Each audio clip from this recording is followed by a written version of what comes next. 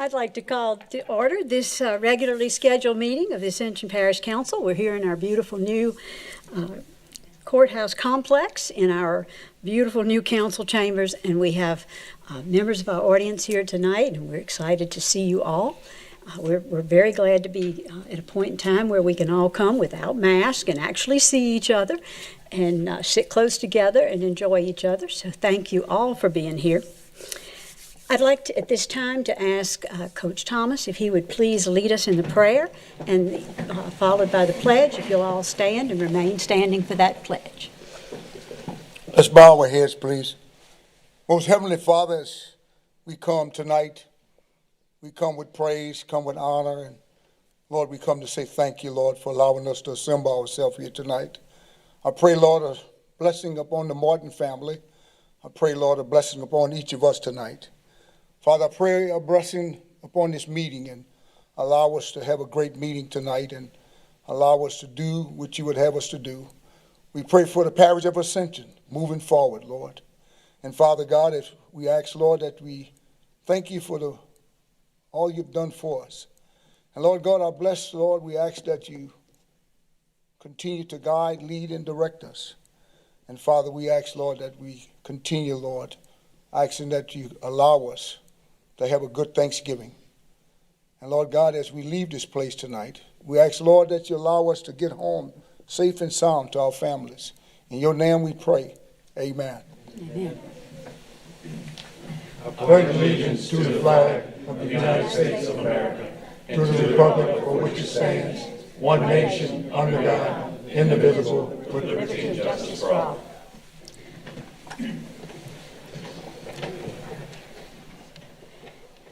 Madam Secretary, everyone is present. There are no chairs additions, only some housekeeping that we need to do. Immediately following the presentations, the parish president's report will be taken up at that time. And I would like to announce that there will be one meeting in December. That meeting will take place on Thursday, December the 9th, here in this chamber. There is a public comment period on any item on the agenda. If you would like to be recognized to share your thoughts on an item, please fill out a red or green card, get that to the secretary, and she will get those to myself and Vice Chairman Turner, and we will recognize you at the appropriate time. At this time, it's my pleasure, and I've got to get all my goodies here. It's my pleasure to introduce an amazing group of young ladies. I believe that they are some of the future leaders in our community. I know that they are dynamite athletes, and I know that they are amazing kids. And I'm so proud tonight of all these young ladies, who many of them are residents of my district. And so I want to acknowledge them. I want all of you to see them. And so the parish president is going to help me. I'm going to go through the list. But first I want to tell you what they've done.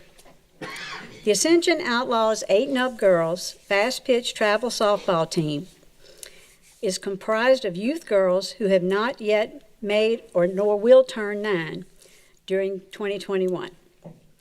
They follow in the footsteps of some very talented girls from Outlaws 8 and Up teams last year who moved up in age class.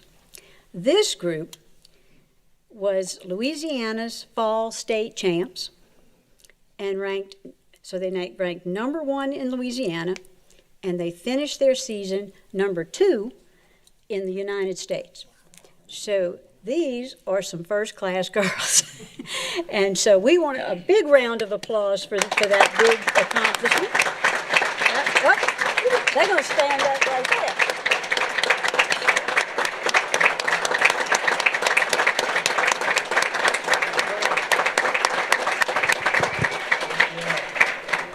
So I'm going to tell you a little bit about what they did through their season. They were stifled by the hurricane, of course, and so they had several weeks that they were postponed. They hit their stride though, and they ended up their season before they went into the tournament with an 11-5 record. They played more experienced teams that had not been affected by Ida, and they still were very successful. After a one-day warm-up with it, they swept 3 teams in Irwinville and really caught their stride. And they ended up outscoring their opponents 192 points to 70, capturing championships in their tournaments, the latter being, of course, the Louisiana State Championship. The Outlaws finished the fall season 23-5, winning their last 12 in a row in 18 of their last 20 games. They scored a whopping 448 runs, averaging 16 runs a game and scoring over 19 runs on 11 occasions. Now keep in mind that these games only have 4 or 5 innings maximum. The way they demolished their opponents in the back half of the season, and by winning the Louisiana USSA 8-and-up championship, they rose all the way to the rank of number 2. They were under the tutelage of their great coaches, Brent Smith, Emily Simcoe, Randy Rocafort, and Patrick Bell. So I'm going to call each one of these girls' names. And Mr. President, if you will please hand them their certificate. Number 7, Amora Bell.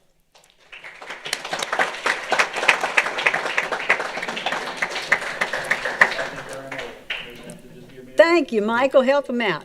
Number 8, Bailey Smith.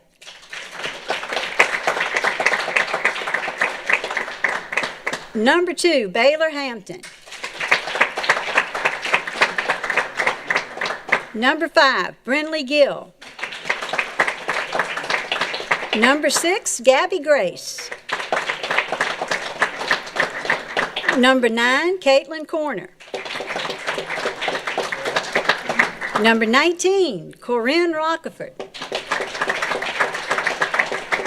Number 99, Olivia Simcoe. Number 30, Paisley Hill. Number 1, Susie Clark. And I think there's one more. There's number 18, Amira Miller. Thank you so much. Now, we're going to stay around and take a group picture, but I have some understanding that you girls came, it was kind of a secret, so we're going to let it out now. You girls came with your coach, Brett Smith, and he's going to take over, and I want to, if the rest of your coaches will please stand too. I think when we got them for the coaches? All right, good deal. Brett Smith, Emily Simcoe, Randy Rocafort, and Patrick Bell.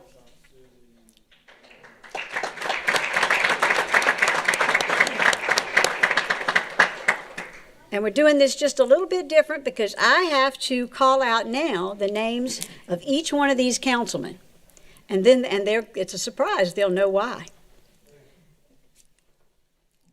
So representing District 1, Councilman Coach Thomas, Alvin Thomas.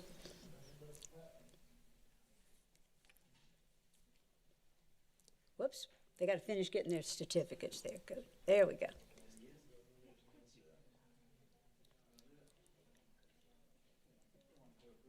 Sure, let's do this one more thing.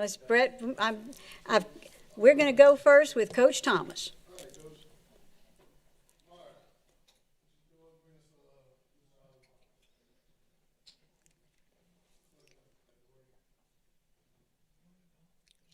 There you go. All right, representing District 2, Coach Mr. Joel Robert.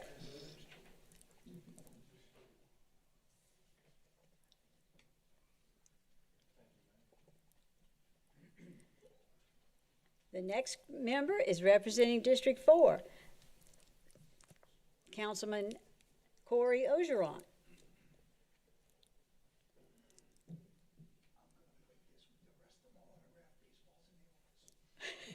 He's got some of those. That'd be great. Councilman Dempsey Lambert.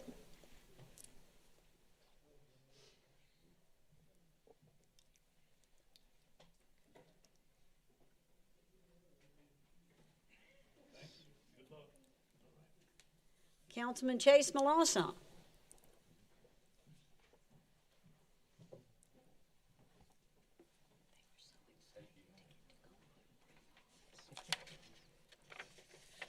Councilman Michael Mason.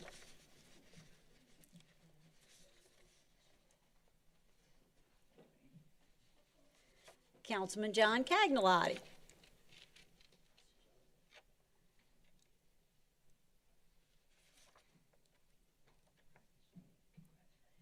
Councilman Dow Wagaspack.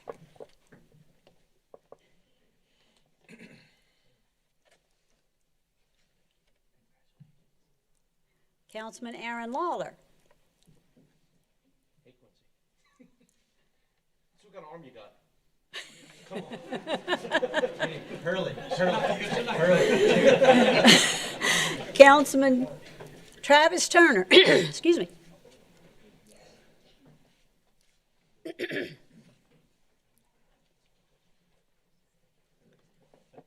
And I get one too, Councilman Terry Cazzo. And there's one more, and that one is for the parish president.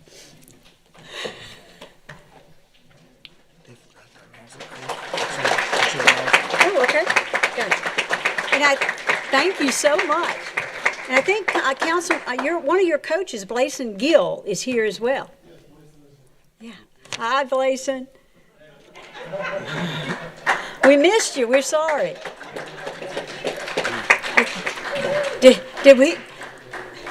We'll get you a certificate if we missed it.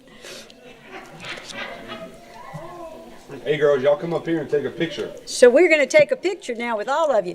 And look, we've never gotten a ball before, so you did it right. Thank you, ladies. We got to put our ball? Look, have them stand. Yeah, somewhere right here. There's some little. There you go. You can get up there. Do y'all have a special cheer y'all do? Yeah. Yeah, y'all do. We have a lot. Yeah, that's Well, you we gotta gotta see do one. After the picture. After the picture. Wait, let me do Every softball team has a special cheer.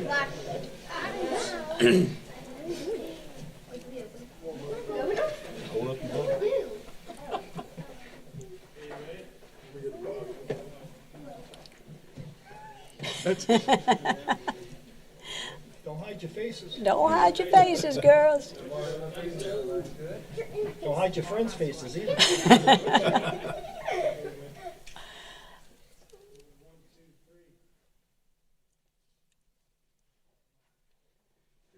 All right, one cheer. You start off. You start off. Rock the boat. Rock the boat. Rock the boat. Rock the boat. Bang, bang, choo-choo train. Walk me up and I do my thing. I know karate, I know parade. You mess with me, I make you go.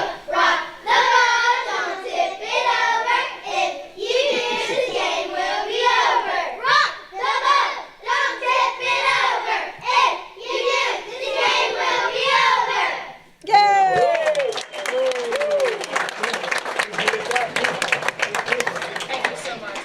Oh, it's our pleasure, our pleasure.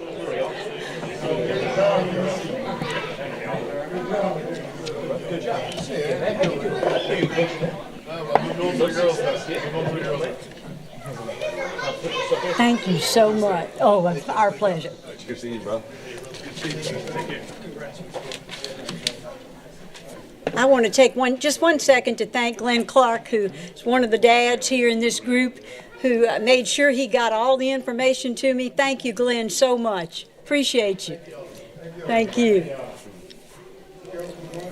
All right, gang, let's don't rock the boat. We don't want to tip it over.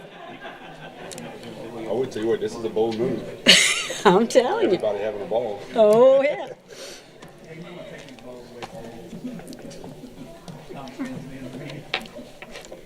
All right, at this time, we will delay the consent agenda and take the parish president's report. Mr. President. Thank you, Madam Chair. That was exciting. It's great to follow that. That was a lot of energy there. You've got a big job now. I'm telling you, that was great. That's great. That's great.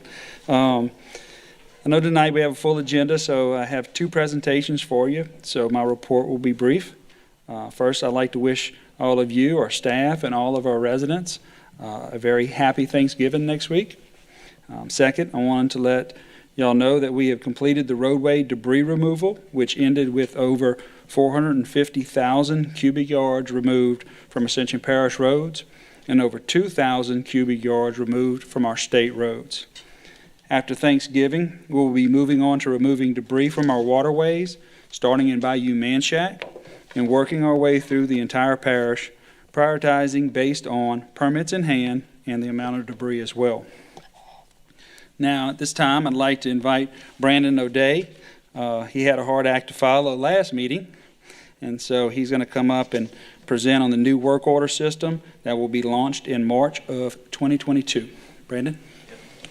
Brandon, you always get to follow the hard acts. I know. Thank you for hanging in there. Thank you. I appreciate it. So yeah, as promised, we're going to give you guys a full demo of the new work order system. Like the parish president said, it's going to be launched March of next year. So this is a good preview to show you. We worked up until the last minute today to make sure everything was working as it's supposed to be. So I'm going to show you, this is kind of the script we're going to follow. We're going to act like we're going to act like Jarius is a resident that's going to put in a request. We're going to see how the call center is going to interact with that request and how they're going to assign it to a department to then generate a work order. And then we'll show you how our field crews will update that work order in the field.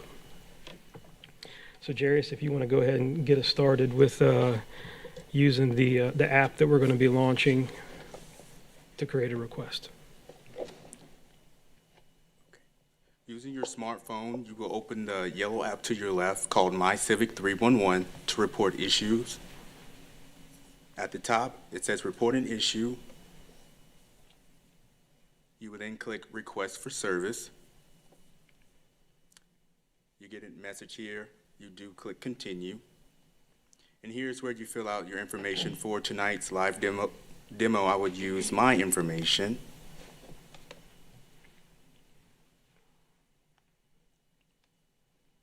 I should mention while he's doing this, obviously you can also call the call center, and the call center will take down this information for you. But this is if our residents want to use the smartphone app to create it, they can.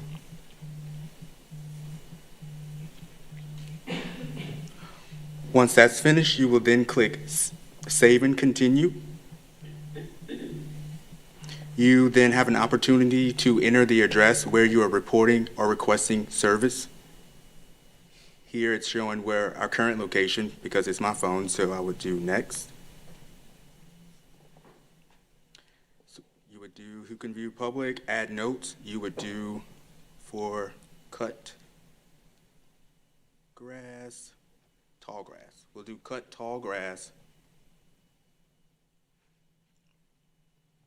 across street. You can then choose a picture from your phone. After you take the picture, you would do choose picture. I would put a picture of tall grass here.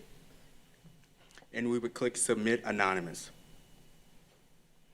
You can click you have a choice to submit it anonymously. That just lets you bypass creating an account.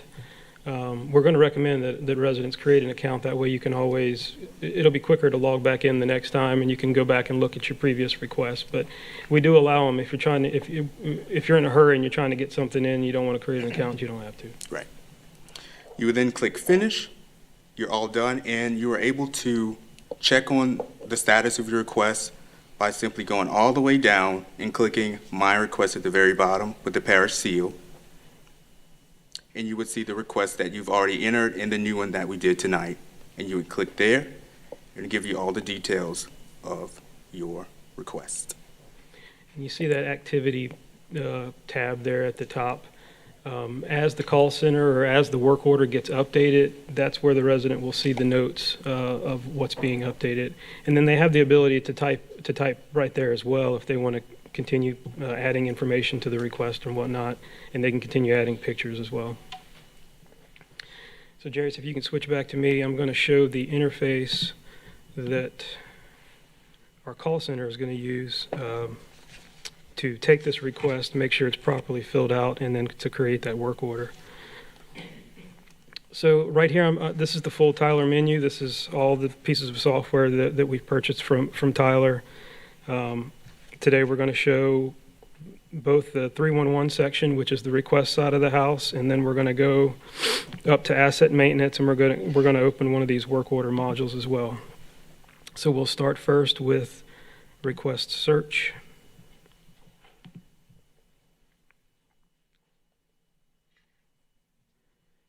And we have here this request for service.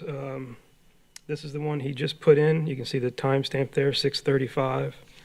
So I'm a call center employee. I see this new request has come in.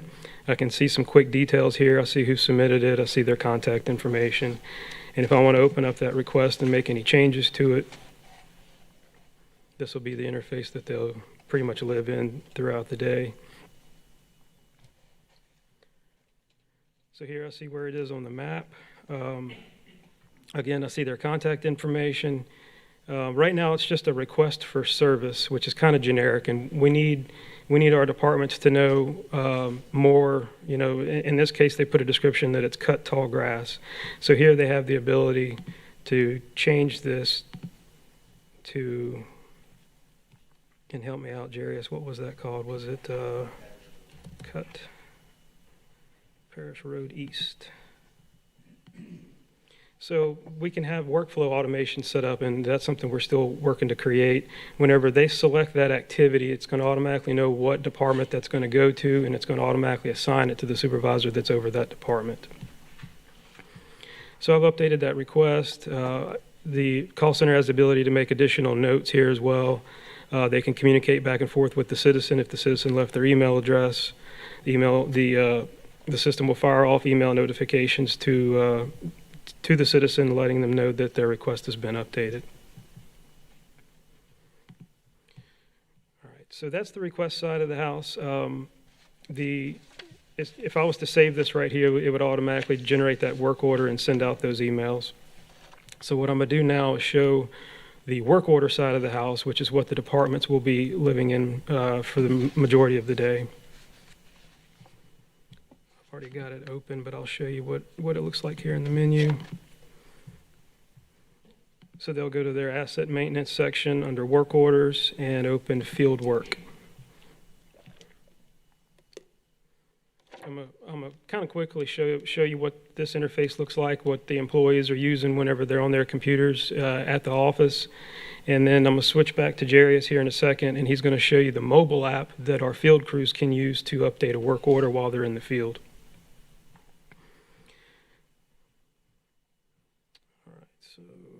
These are just some example ones that we have in the system right now. We have a full map interface. Brian Martinez was supposed to be here tonight, but he's been out sick. He's been working very hard to get all of our GIS data into the system here. So right now you're seeing these blue dots indicate all the work orders that we have in the system right now. And our departments that are interested in roads, or if the department's interested in waterways, they have the ability to go here and bring in any of the GIS layers that we currently have in the system. So in this case, this is going to be a cut road situation. So I'm gonna go find our let's see, roads. Let's bring in our parish roads. And here you can see the map, and it shows all of our parish roads there in kind of neon yellow color.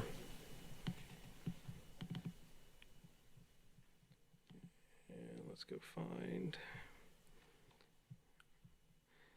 So I'm gonna bring up that cut road work order that was generated from the request that we just did.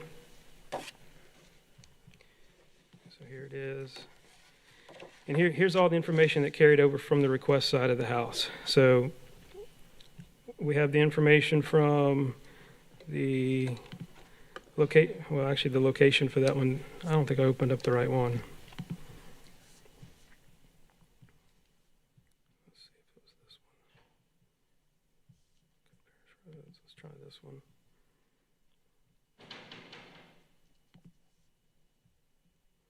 And that one didn't bring the right order over either.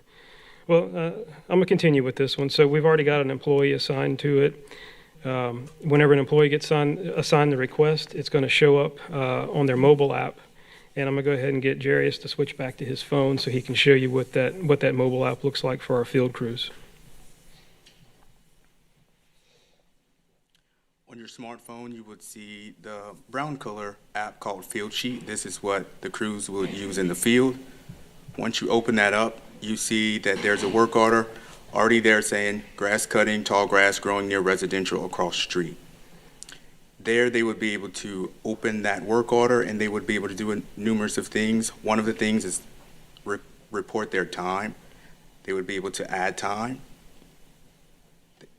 Clearly, you see my name there. It would be their name. They would be able to update their hours and put comment. You would just do grass cut and you would save that. They can also track equipment. Any equipment used for the work order, you would be able to add it there. You would simply click add. It breaks it down from types of vehicle to whatever was used and tracked with the quantity. And there's a rate with every vehicle used and put a comment as well. So the great thing about us using this single system for everything, you saw Jarius's name there, and he's able to put his time in. That pulls his current pay rate from the payroll system that we have. So whenever payroll, if he gets a raise or something, whenever payroll makes that adjustment, whenever he goes and adds time tomorrow after he's gotten that raise, it's going to automatically know to count that new rate that he has. And the same goes for equipment. Whenever our fixed assets are in the system, we're able to go and assign a FEMA hourly rate to that equipment. So whenever he goes and adds 2 hours to a pickup truck, it's going to automatically update that and add that cost to it. Lastly, second and last is inventory. For this one, weed killer, you would be able to use anything used at that location, the quantity, and also comment there. And lastly, photos. After the job is complete, you can add a photo of what you've done there. And you would save it and then attach it to that work order with the job that was finished. So that's it as far as updating the app in the field. The way the workflow is, the supervisor can review that work that was done out in the field, and he has the ability on the full app here to review that and close out the work order. When the work order gets closed out, that's going to automatically update the request and close the request and fire off the email to the resident letting them know that request was complete. And at any time, if the resident wants to get more information or maybe there was an error in it, they're able to call that call center, and one of the ladies in the call center are able to open not only the request but also the work order and kind of look at the information that's in there and call the department if they need to get more information on it. But that's pretty much it. We went through, we kind of covered a lot, but do you all have any questions about anything that you saw or any comments you want to make? I have some questions. I'll make a quick comment. Brandon, thank you all so much. Mr. Yep. President, thank you and the administration for taking this to this level. I can remember many years ago the first discussion about this electronic opportunity, and many of us couldn't believe that you could do all of this, and certainly we didn't believe that we could do it, and it's done. So we are very, very grateful. Brandon, under your leadership and under this administration, we've really taken it to the next level. So thank you so much. All right, Mr. Melanson. Two quick questions. Yes, sir. So will the residents be able to see the GIS map with the different layers and all the work orders similar to how it's set up now? So the layers that I showed you inside the work order side of the house, that's all the layers that we have internally as far as GIS. Mm-hmm. So currently right now inside the request, you're only able to see a base map and then the points of where all the work orders are in the parish. Now we have a public GIS portal where you can go and open the general map and then you can turn on and off all those layers, but it's not currently built into the requester that you saw. Yeah, I was asking about the work orders. Okay. so whenever people call and, you know, I put in a work order X amount of, you know, months ago, I'm able to hop online on my iPad and pull up that work order and see the progress. We'll still be able to. Yes, sir.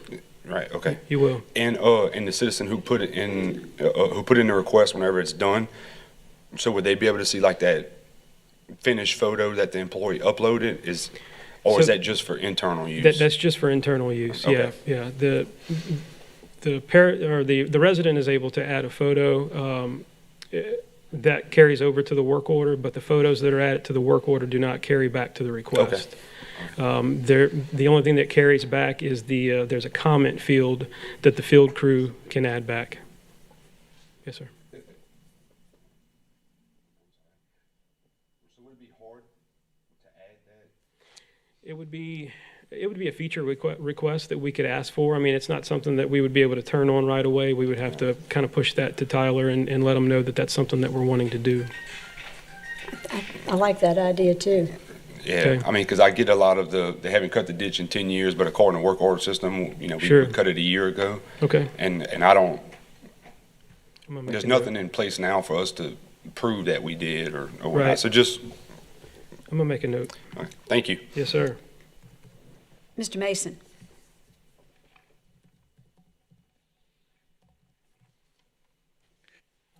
Whenever the citizens call us, do they want, like, so they call us and say, hey, you know, put in this work order. Jesus. I want you to check in on it. Do you want us, like, are they gonna be able to see the work order number, or are they gonna go by the request number? Because I saw there's two different. Right. So it's going to be the request number. There will be a request number and a work order number, and they'll be tied together. Okay. So we can give them so they call us, I can give the request number if I'm Yes. checking it? Okay. Yeah, That's all I want to know. absolutely. Thank you. And I should also ask, whenever you log in, once you have an account created on the request side, you're able to see all the other requests that everybody else has put in as well. And it'll tell you, if you go to put in a request to say that, hey, there's obstruction in the road, and somebody else has already put in a request right there, it'll give you a pop-up and say, hey, somebody else just put in a request with this activity. Is this the same thing? Do you want to continue? That way, hopefully, you cut down on having, you know, a bunch of requests that come in for the same thing. Mr. Lawler? Thank you. Good presentation. A couple things. As far as training for the employees, is that going to be scheduled once this is operational? Yes, so that's already started. We've had 2 training sessions, what we call power user training sessions. So that's going to be the department head and kind of who's going to be their expert in their department. So, and right now we're going through the system. We're taking notes as we find issues because there are still issues that we're working out, but they're just now becoming acclimated to what the system looks like, how it flows, how the workflows are set up. They're taking notes, and then we're going to have what we call end user training, which will be in person. So we'll have the trainer will fly in, and we're going to hold in-person sessions with the employees as well as these power users that we've already had training with. Okay, good. As far as the request and prioritization for efficiency, how are we going to do that? You can get requests all over the parish, but I want to make sure that we're efficiently meeting these requests. Yep. So you are able to assign a priority to a request, and that would be done at the call center level. There has to be some, an internal communication there between your departments that are doing your work and the call center side of the house, and we already have that now with the existing system. Now, as far as who determines what is considered a priority and what isn't, normally that's done with the call center supervisor, Miss Eileen over there. And I don't know this for sure, but I would assume if somebody on the work order side of the house, meaning the department, thought that this shouldn't be a priority, then they'll make that phone call and, kind of talk that through. But ultimately, right now, we're going to continue with the way that they're doing it now with the existing system. Mr. President, I'll let him.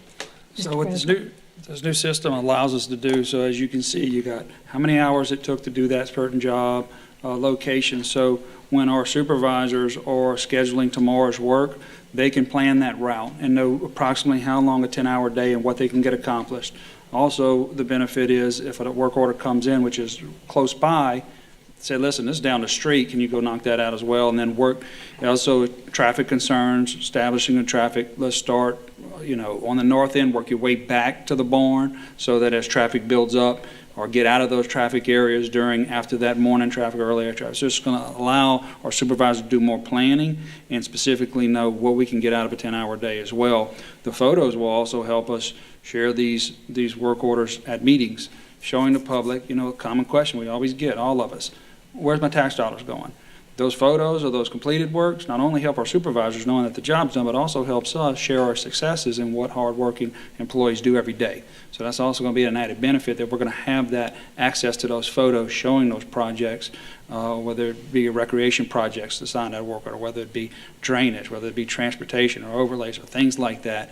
We're going to be able to show that and show what we're getting accomplished on a more regular basis so that residents can see. Especially with drainage projects, off-road, they never see them, they never know about them, but they're critical. This will provide those photos for us to show at those critical meetings of that monthly snapshot of what we got accomplished during that month will come directly from this photo archive. So it's just a better opportunity for all of us to show what we're getting accomplished on a monthly basis. Thank you. That's all I had. Thank you. Coach Thomas. Yes, I have two questions. Yes, sir. One is the time span in putting in a work order. How long is it to set for as the constituent calling to check on the work order, and in terms of whether it's a month that they call it in, or whether it's 6 months Sure. that they call it in? Yeah, in other words, in getting to it, Sure. how Yes. long it is to set, So the way it works right now is they're encouraged to call the call center whenever they want to get an update on a work order. They're going to be encouraged to put an email address in the request as well, so that if you do have email, you'll be able to get notifications as the work order gets updated. They'll get to see that. But as of today, the main way for them to get an update on work being done or a request that they put in is to call the call center. And we just have a similar situation. I had a gentleman that put in a work order in February of 2021, and they hadn't got to it yet. So they just want to know how long is it to set? Sure. Yeah, in and I know the there's, pool, just from working with our departments, especially on the public works side, they by far get the most amount of requests in, right, from the public. They set their own priorities, and they have schedules as well as far as rotational work that they do. Now, in that case, I don't know if it was something that had to be scheduled out ahead of time, or maybe it involved multiple departments that had to do work. I'm not sure, but I have seen work orders that have stayed open a long time, and it's because they're waiting on another department to do something, or maybe they're waiting on the state to make a determination. It can be a number of things, but if you can get that work order number, I can definitely go look it up for you in the system and see what the latest is on it. Yeah, it gets frustrated. Oh, I'm sure. And I get a lot of calls, Yes, so to speak, and knowing, just wanting to know what to tell them. Just allow them to be patient. Yes, sir. That we are working our way toward getting there to get it done. So, Yes, sir. just allow yourself how long it is to set. Other than that. Now, my other question was the councilman in itself. If you have a constituent that want you to put it in yourself, would that be Absolutely. sufficient? Absolutely. You'd be able to use the app on your phone if you have a smartphone and put it in yourself or on their behalf. Yeah. Or you can always call the call center as well and do it. Absolutely. And you'll be able to see, just like a resident, be able to see all the requests that are out there and their status. And again, we go back to some of our elderly, some of the older people, elderly folks that Yes, sir. That don't have the Yeah, and that's savvy with the phones. absolutely, And stuff. and that's something us in IT have to always kind of remember that, because we're in the weeds with technology every day, and we always assume, hey, well, everybody has an email address. No. Well, no, they don't, and we always have to remember that whenever we start building these workflows. Thank you. Yes, sir. Mr. Ogeron.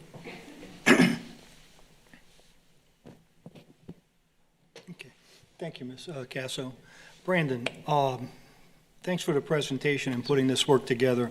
It seems like it's a positive step. We're going in the right direction. But I want to follow up on Coach Thomas's question and maybe take it a step further. And this may be a question more for the the parish president as opposed to you, but maybe you can give it to us. Oftentimes, work orders fall through the cracks. Looking at this, I didn't see anything where there was the option for us to maybe put a 30-day, 60-day header on it, so that in the event that an item goes 30 days or 60 days and it's not being addressed, that there maybe be some sort of a reminder or a pop-up to that person's supervisor, so that they can overview and take a look at what's happening. You know, I mean, things fall through the cracks, no one's fault necessarily, but maybe that's an opportunity as a catch-all for us to ensure that productivity is moving forward. And we do have the ability to put in notifications, so we're able to notify anybody that's attached to a work order, like, hey, it's reached X amount of days, and it'll fire off an email to them and let them know. But that would take a positive action by the person who's putting the data in. I'm wondering, is there any way we can build it into the system automatically? Yes. Give a notification? Absolutely. Yeah. Perfect. Yeah, we can. I think so. Mr. Quintmore has a comment on that. Mr. Quintmore. So, and I think Councilman Thomas brought a good point. If any of y'all need individual training, just reach out to Brandon, come and train y'all individually. Obviously, it's hard to pick up just through a meeting on these things. So if you ever want to put in work orders for your constituents or whatever, and you need that one-on-one training just to become more familiar with the product.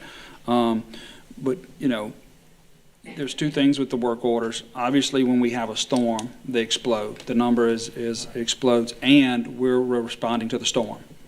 Cleanup, canals or major roadways, and that obviously is a delay. With that being said, not all work orders we're able to do. Some don't have required right-of-way. Some are on private property. And the resident doesn't know. They don't know that we can't go on private property and do work. So some of those things, but they should get a response or a review of at least the work order to let them know that that issue exists. And we're going to need to just take a look at maybe how we can maybe sort time frames and response times. Yes, sir. But just want citizens to be aware when there is a major storm, the work orders skyrocket, as well as there's a delay because we're handling the storm and responding to it with all of our personnel. Mr. Cagnotti. Thank you, Madam Chair. Just a quick, you said there's going to be some training involved with our supervisors.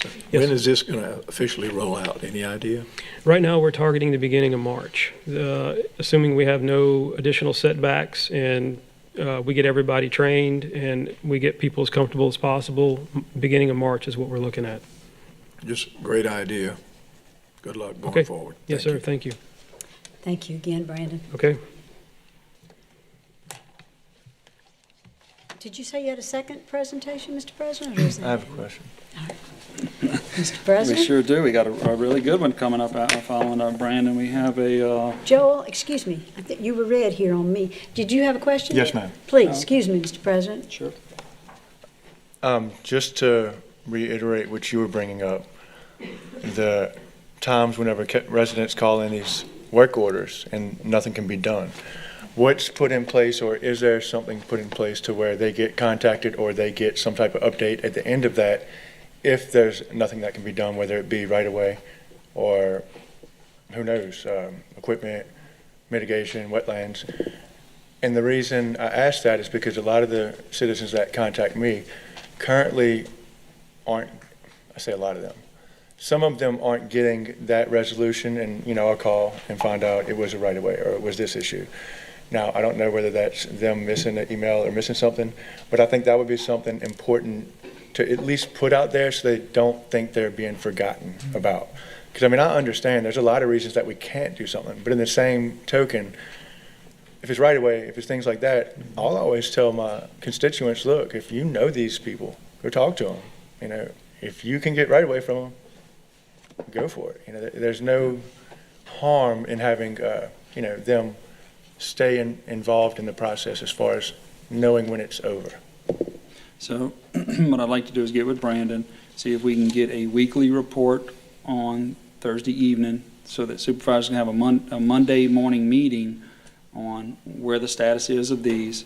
If callbacks are needed, have a person designated to update as these things mature. Maybe if we're during a storm, we have a disclaimer, that please be patient. We're handling Hurricane Ida, just to let them know that it may be a little longer than normal. But I think that is something that we need to build into the system so that weekly And mainly reports what goes I'm up to saying date. isn't necessarily the updates, but just when it's actually finished. Whenever that work order is closed. Well, they should get some type of response when it's closed. Yeah, well, maybe we could make that a phone call, maybe we could make something, because that's the one thing that people really, it bothers them and me, because I'll go out there and we'll go visit their situation and find out what we have to do, and then I get a call a few months later, I think the work order's being done, and then find out that it was closed 2 months ago, and they found out when they called, and, there's many reasons for many things, but maybe. Well, with this system, if they give you the work order, you should immediately be able to pull up on your phone right there when you're talking to them and check status. So when the work order is complete, whether It's no just- resolution or not, they will get a notification that it's complete? They should, yes. Awesome. Or unable to be complete. Or unable to be accomplished. Yeah. Yeah. Okay, anyone else? All righty. So- On again now to the next presentation. Okay. So we have Kimberly McDaniels from Fencemaker to come up and to present their findings on the quality of life study for grant opportunities. Hi, Kimberly. Welcome.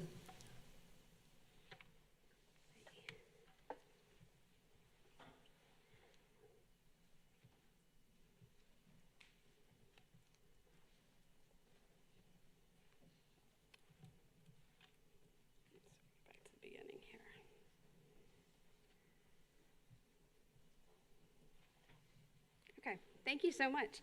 I'm really excited to be here and have an opportunity to present this to you. We've been working for the past 4 months on this, so this is kind of a culmination of a lot of time and effort that's been put into it. So like the parish president said, my name is Kimberly McDaniel. I am a civil engineer with C.H. Fenstermaker and Associates.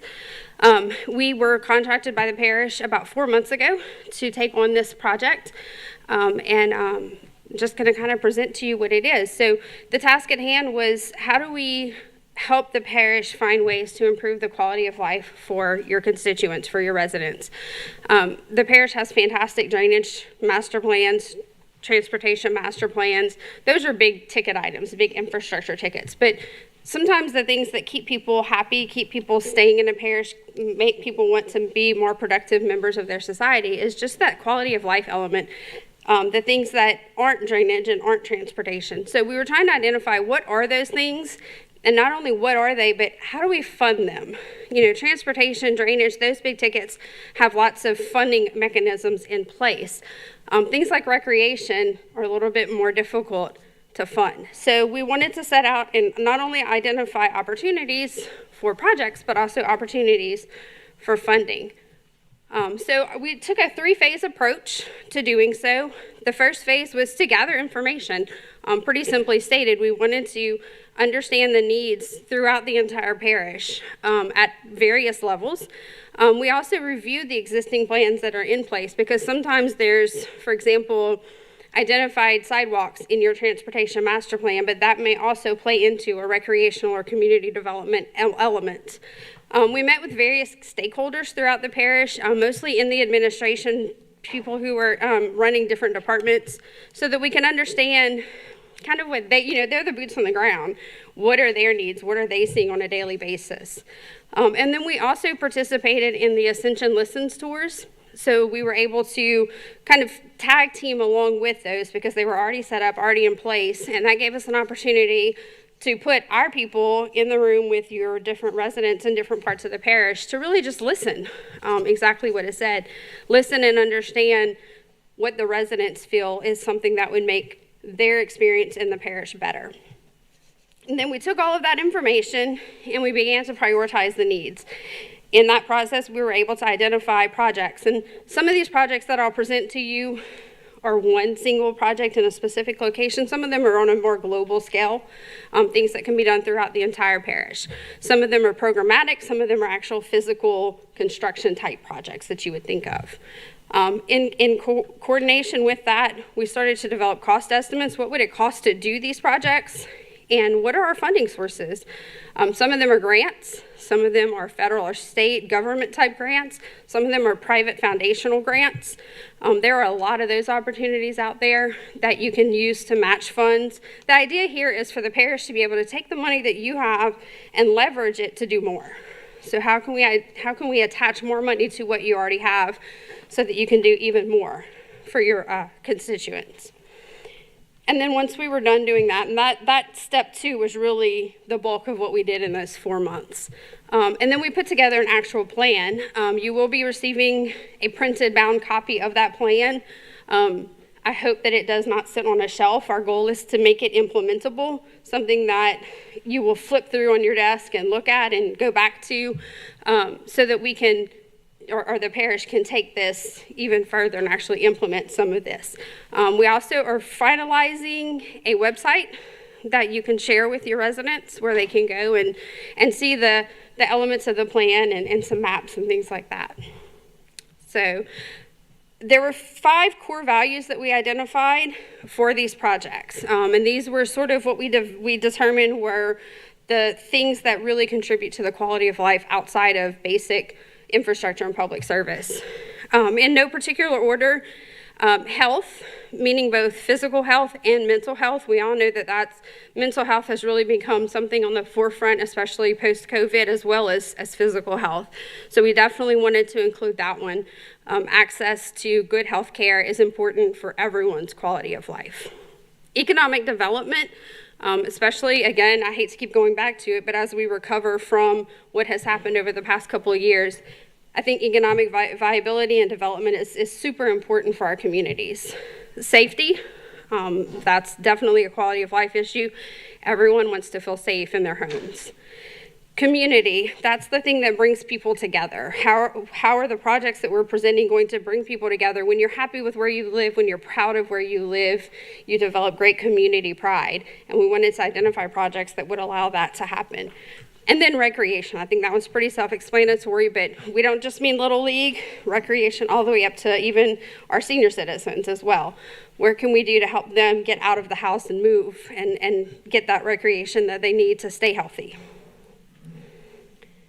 So there are potential project locations throughout the parish in both East Ascension and West Ascension. These are the projects that we identified in the East Ascension area. I'm not going to get into detail because I'm going to go through each project individually, but I wanted to kind of give a graphical representation on a map so that you can see they cover the vast majority of the parish. And then that small little area on the West Ascension side in the Donaldsonville area, just to kind of blow it up a little bit, there's several clusters down there. I wanted to kind of give you an idea of what those are as well. So I have these projects. They're in no particular order in the plan. They're in alphabetical order. There was no prioritization of, hey, this one's first, this one's last. But the first one is a downtown Donaldsonville revitalization. There's so much potential in downtown Donaldsonville. I'm a lifelong resident of Louisiana with the exception of about 6 years in the middle.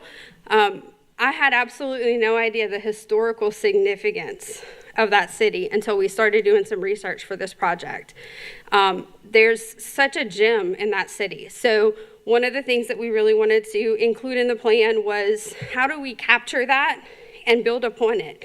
Because it can build culture, it can build tourism, it can build economic development dollars, and all of those things. So kind of focusing on a beginning of a downtown or cultural district, one of the things that we wanted to put in here was, planning regular events, maybe some evening events, art events, things like that, enhancing the downtown district with wayfinding signs. I think if someone goes there and you have signs that point out different historical markers and value, you start to sort of attract people. I know I've shared with multiple people over the last several months the intrigue that I've seen in just downtown Donaldsonville, and I had no idea it was in our backyard. And so if people continue to share that with others, you start to attract some tourism, you can start building business, attracting dollars, things like that. The next was the revitalization of the Armory building. Again, this is in Donaldsonville, into a community center. There's an older building that sits vacant, I believe, right now. It's going to take an investment to revitalize it and bring it up to current standards and things like that. But once that happens, you can do all sorts of community events in that building. Some of the things that there are funding opportunities for include educational programs, STEM labs, computer labs, workforce training programs, health and wellness classes, exercise classes, play space for children, or just some of the things that we identified. And each of these we've identified funding opportunities for, which I'll get to later. The next project was job training at Donaldsonville High School. One of the things we found was that most of the Ascension Parish high schools have some excellent job training programs. Unfortunately, the one that lacks it is the city of Donaldsonville, or Donaldsonville High School. With so much industry in West Ascension, there is an absolute opportunity to link that industry with job training at that high school. When you train people for good jobs, they make better, income. They can start improving their quality of life right there in their own city. Health and wellness centers in both East and West Ascension. There are some existing centers, but one of the things that we identified was a need to really expand upon that. The target would be for people who were either uninsured or underinsured, to kind of close that gap between those who have health care and those who either do not or do not have sufficient health care. Like I mentioned in the beginning, 2 types of health and wellness. We're talking physical health, access to good dental care, good medical care, but also mental health. There's a need for additional counseling services throughout the parish. This one is going to be familiar to everyone. It's already in progress. I know John's been doing a lot of work on this. The Early Childhood Education Center, again in Donaldsonville. This one has a lot of progress already made in it, but we wanted to go ahead and continue to identify some opportunities that we found that will help run the programs in that center as well. So I'm not going to dwell on that one too much. Recreational improvements in West Ascension. There were 3 different individual projects identified, and we kind of put them together in one slide here. There's an existing beautiful splash pad, but the parents are baking and the kids are baking in the sun. And we all know it gets upwards of 90 degrees in Louisiana on a hot summer day, and water's just not quite enough to cool you off. So one of the recommendations was for some sort of shade canopy over that splash pad area to provide some relief. The second was an airnasium. If you're not familiar with an airnasium, imagine a gym that doesn't have outside walls. So it has the rooftop or the canopy. It has typically some sort of grandstand type seating, and has the basketball courts and such. Sometimes it's equipped in this photo that we used with fans and things, lights and such, but isn't a full structure. And then the third one was a skate and bike park. A lot of communities around here have those. Kids really take advantage of it, especially your older children, kind of in that teenage year area. Give them a safe place to come and gather where they're not, doing this on private property, but have a place to do that. The next was a gateway to the river. One of the most beautiful assets that the parish has is that the Mississippi River runs right through the parish. And so one of our recommendations is to really take advantage of that and put in some infrastructure, put in some facilities that would really attract people from outside of the parish even to come in and spend some money and spend a day and have some activities to do with their families. It can be bike paths, bike racks, some rest areas, sidewalks, interactive equipment and stations even to educate and learn about the river and about the parish.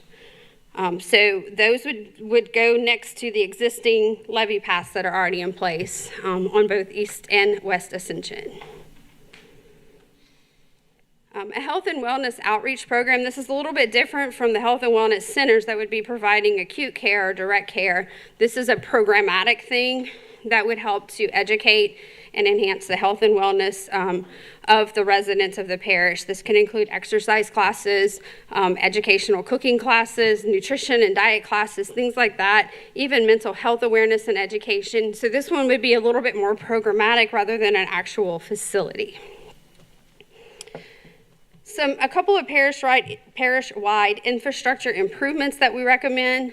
2 of them being LED lighting upgrades to recreational centers, outdoor recreational centers. If you're familiar, I'm sure that the installation of LED lights or the conversion to LED lights rather than traditional incandescent can save you hundreds of percents times in your energy cost. The retrofitting of existing fixtures to the LED lighting can probably be paid off in about a 4 to 7 year period with the realized cost savings of the reduced energy cost. And I think it's a little bit more visually appealing. Typically it's more downlighting. It doesn't cause the, as people call it, light pollution that fills our skies. And then the other, an ADA compliance initiative. So ADA rules get a little bit funny, but ultimately one of the things that was identified was that the parish does not have an ADA compliant playground. And those can get very expensive, but at the same time, if you have residents that need one, this is an opportunity to provide that service. And so the first step in doing that is doing a full ADA compliance review of the recreation facilities. Once you have that review done, then you have a plan in place to make those improvements. Sidewalk installations, extensions, and improvements. We've identified 2 areas basically related to the locations of a cluster of public schools, both in the Prairieville area and the Dutchtown area.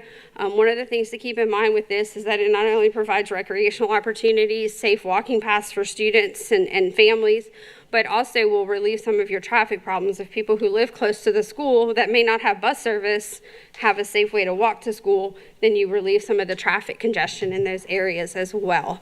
So we've identified 2 particular areas where some connectivity of existing to not existing sidewalks would provide a benefit to the residents. An animal shelter. A needs assessment was done previously. It was just completed a month or so ago. So we went ahead and included that in this plan so that we could seek funding opportunities to construct that as well. The Mississippi Levee Trail, so you have some existing trails on the Mississippi Levee, but this would continue to connect those and expand upon what you do have in the parish and even potentially seek to connect parish to parish line so that you would have a continuous path through the parish.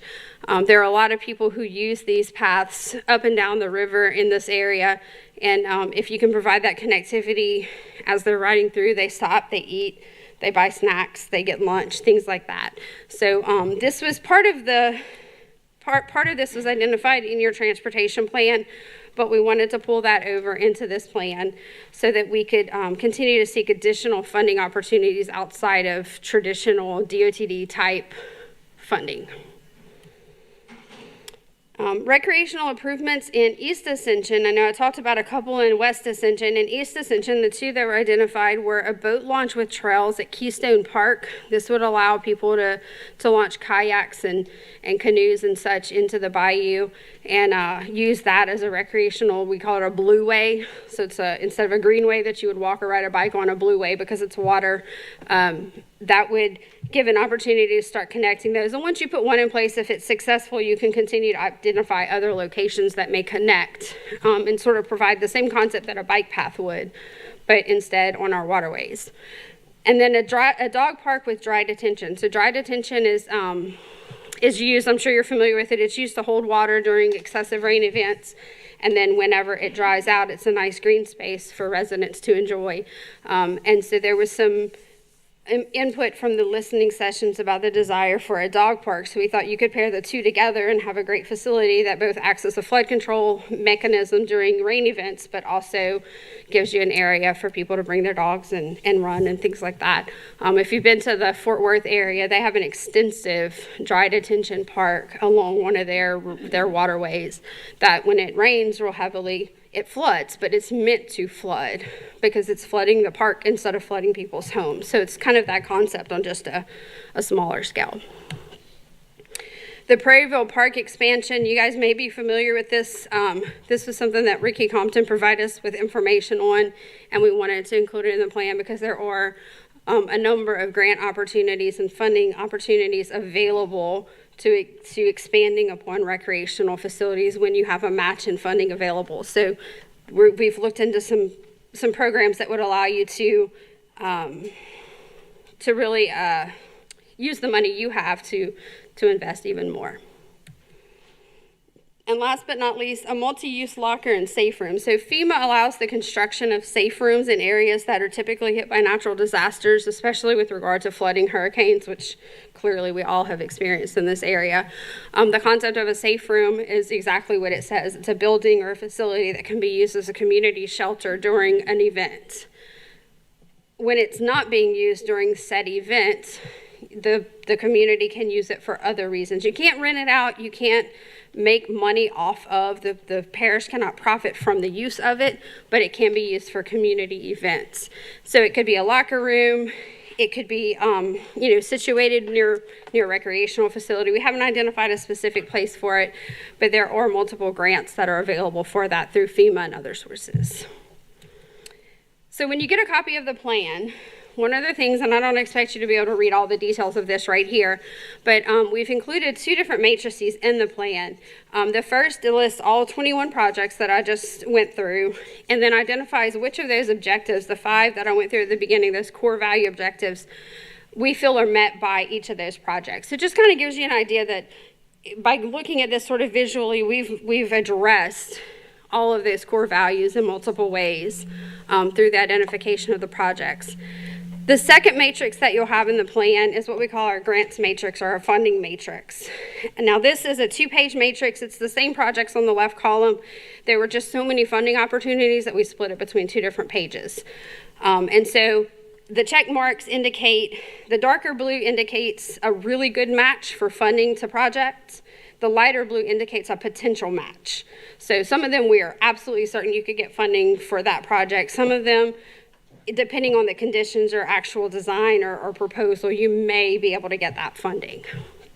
And so they go from FEMA, economic development stuff through the USDA, economic development through ARPA funds, the Delta Regional Authority. There's some Louisiana economic development programs in here. Parks and Recreation has its own section of funding. We also have some housing type grants, CDBG type stuff. I'm sure you've heard of those. EPA revitalization grants, transportation, community development, healthcare, and education. So there's a variety of opportunities in here, a couple dozen in fact. And each one of those is matched to the different project types that we've identified. So again, I don't expect you to be able to read every piece on here, but you will get a full copy of the plan and can kind of dive in. Another thing that we included in the plan for each of the funding opportunities in here, there's an appendix in the plan that has about anywhere from a half-page to a full-page description of information on that particular grant, how to apply for it, what the deadlines are, what agency it goes through, what their cycle of grant funding is, if there's limitations on the dollar amount, if there's a match, all sorts of information like that. We also included a cost estimate for each project. Now, these are very high-level cost estimates based on other projects that have been completed in similar nature. So they're not super detailed, but it's at least a number that gives you an ability to begin pre-planning for those types of projects. So from an implementation standpoint, what we've recommended to the parish is that the parish makes a review of the full plan and then enters into some sort of project prioritization. That prioritization may be based on funding, it may be based on community needs and a variety of different input types, but somehow start prioritizing those projects and determining what you want to attack first. Then put out a request for qualifications. You're gonna need to procure experts in those areas to put together either the program or the construction plans or whatever it takes to implement that project. And at the same time, go through the grant and funding process, identify the grant, identify the funds, apply for the grants and things like that. And then execute the project. We want to see these projects come to life. This is not a plan that was put together to sit on a shelf or be a paperweight. We want to see this come to life. I hope you thumb through this and continue to reinvigorate yourself with ideas of ways to improve your community. And then project completion, and put these projects into operation, put these programs into place, see the kids playing on the basketball court, see the parents enjoying the shade under the splash pad, things like that, so that you can look around and say, hey, look, we're doing some amazing things to improve the quality of life for our residents. So with that, I'll conclude, and we can answer questions if anyone has any, but thank you so much for the opportunity to share this with you. Thank you so much, Kimberly. Mr. Lawler. Yeah, thank you. Great presentation. I have Thank questions you. on two things. Sure. Regarding the Blue Ways, I know East Baton Rouge Parish has some Blue Ways through Bayou Manchac. We have property on Camp Drive, which is, I think we could build a kayak canoe launch on that kind of thing. Does having property already help with the funding aspect of it? Is that something that Oh, can be used for absolutely. matching? Yeah. If you have identified property that the parish owns, that's really the first step in being able to say, hey, look, we have the property available. And if you have some match dollars, that's going to certainly give you the advantage in most funding situations to obtain or maybe beat ahead other projects that wouldn't be that far along. Okay. I spoke with a Cub Scout group this weekend, and that's one of the things we talked about was, outdoor projects for them, things they could get involved in. That was one of them that they really liked. The other, could you tell us a little bit more about the ADA compliance initiative? Because that's something I've talked about for a while. And Sure. So I actually have worked in the past on some ADA projects. So ADA is a funny law in that you're required to upgrade it when you touch the facility. But if you have an older facility that doesn't meet ADA requirements, you don't necessarily have to upgrade until you make certain dollar value percentage improvements on that property. One of the first steps in doing that is to put a plan in place. So you can go in and you can assess all of your facilities of a certain type and say, these are the upgrades that need to be made to make each of these facilities 100% compliant with ADA laws. We are not, but there are experts who do only that. They know ADA inside and outside, and they can walk into your facility, be it a playground, a tennis court, a school, a government building, a community center, and they can begin identifying exactly what you need to do to bring it into full ADA compliance. And then you can start programming dollars and funding opportunities to begin those upgrades. And if we're going to do upgrades at parks and different recreation facilities, we have some planned, is there a way to look at what those plans are and make sure that they're ADA requirement before we get into it? Oh, absolutely. Anything that you want to do that's going to improve an existing facility would have to be in compliance with ADA. There's a certain, like I said, there's a certain percentage, and I think that percentage varies based on the type of facility that it is. But let's say, for example, if you have a community center, and I don't know, I'm just throwing this out there, your bathrooms aren't ADA compliant. If you do a certain percentage of construction on that facility, you have to improve the bathrooms. But if you came in and, let's say, just painted the walls and fixed the sidewalk, you may not trigger that requirement. But if you were going to gut the building and do some significant improvements to it, you would trigger the requirement to make it 100% compliant. But if it's my understanding, the first step is to do like an ADA compliance analysis of all of our parks. Okay, Right. And so what we've identified in here is to focus specifically on your playgrounds, your recreational facilities, and how do we get those into compliance. If you wanted to do that on a grander scale throughout the parish on buildings or something else, that would be a separate initiative. But what we've put in here is just to focus on your recreational facilities. That's exactly what I've been trying to do. Good deal. Fantastic. An echo. That's good. Good. Thank you so much. Any other questions? Mr. Mason? So I wanted to say, first of all, thank you. I love your ideas with downtown Donaldsonville. I've had that conversation with several council members about that. I think that's a wonderful idea. I was thinking like how they did the downtown development district in Baton Rouge. If we could do something like that. I know Councilman Robert and I had that conversation at length one day about it. One thing I did notice in your Prairieville Park renovation proposal, that the picture you had a dry detention area, just a singled off area off kind of by itself. Could that be something that we could potentially look at for a lot of our parks, just to have like little areas like that are parks that we currently have, so we don't have to try to buy a bunch of land and spend all that money, but we can take our current parks and put little dry detention areas like that? You can. So you would need to do some sort of hydraulic analysis, make sure you're putting it in the right place, it's sized correctly, but you can certainly retrofit existing property that the parish has, be it parks or otherwise, to serve as dry detention. We would have to look at each one on an individual basis, of course, and make sure that it's appropriately, sized and things like that. But absolutely. Yeah, I mean, kind of piggyback. Aaron kind of sparked that whenever he said it's land that we already have, and so that saves us money by just retrofitting. Exactly. So, thank you. Sure. Thank you, Chair. Thank you. Mr. Thomas? Yes, sir. That's perfect. Thank you.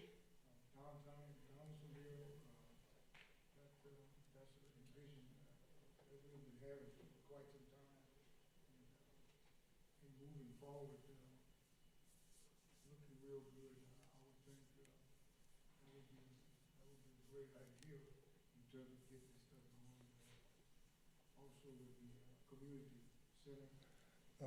downtown in the National Guard in that area in itself is an excellent idea in moving forward.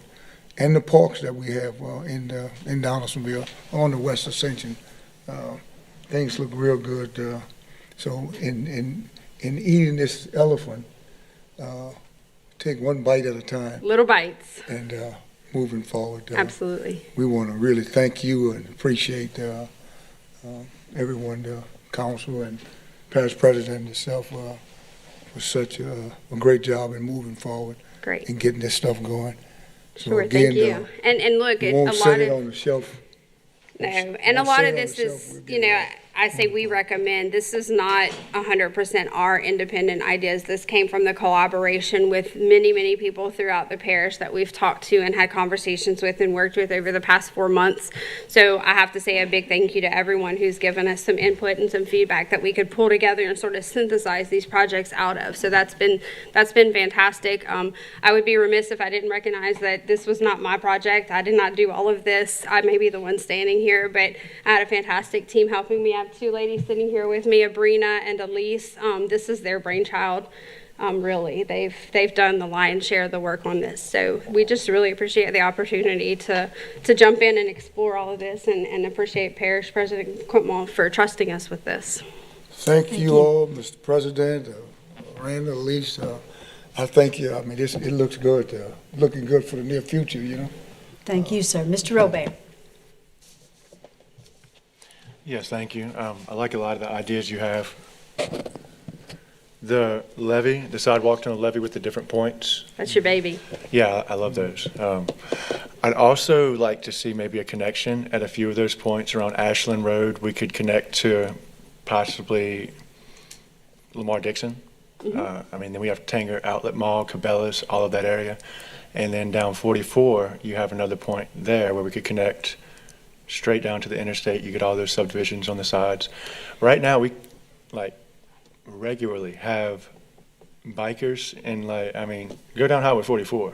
Yeah. And that's crazy. So maybe we could look at some type of funding through the biking, because I mean, this is legit. Like, they have all the fancy bikes and the crews and all the people. Maybe we can look at some of the associations, see if they have some type of funding to connect those with that, some type of Safeways or something. Yeah, absolutely. And there are a lot of the funding opportunities that are out there for bicycle and pedestrian improvements do want you to work with your local advocacy groups and biker group, not bikers and I guess bicyclist enthusiasts, to really make sure that you're meeting their needs in the process. So and this that's is giving definitely a part lot of of that. entertainment and a lot of entertainment options to people that were typically in rural areas. I mean, especially River Road or Darrow Agreed. or Geismar,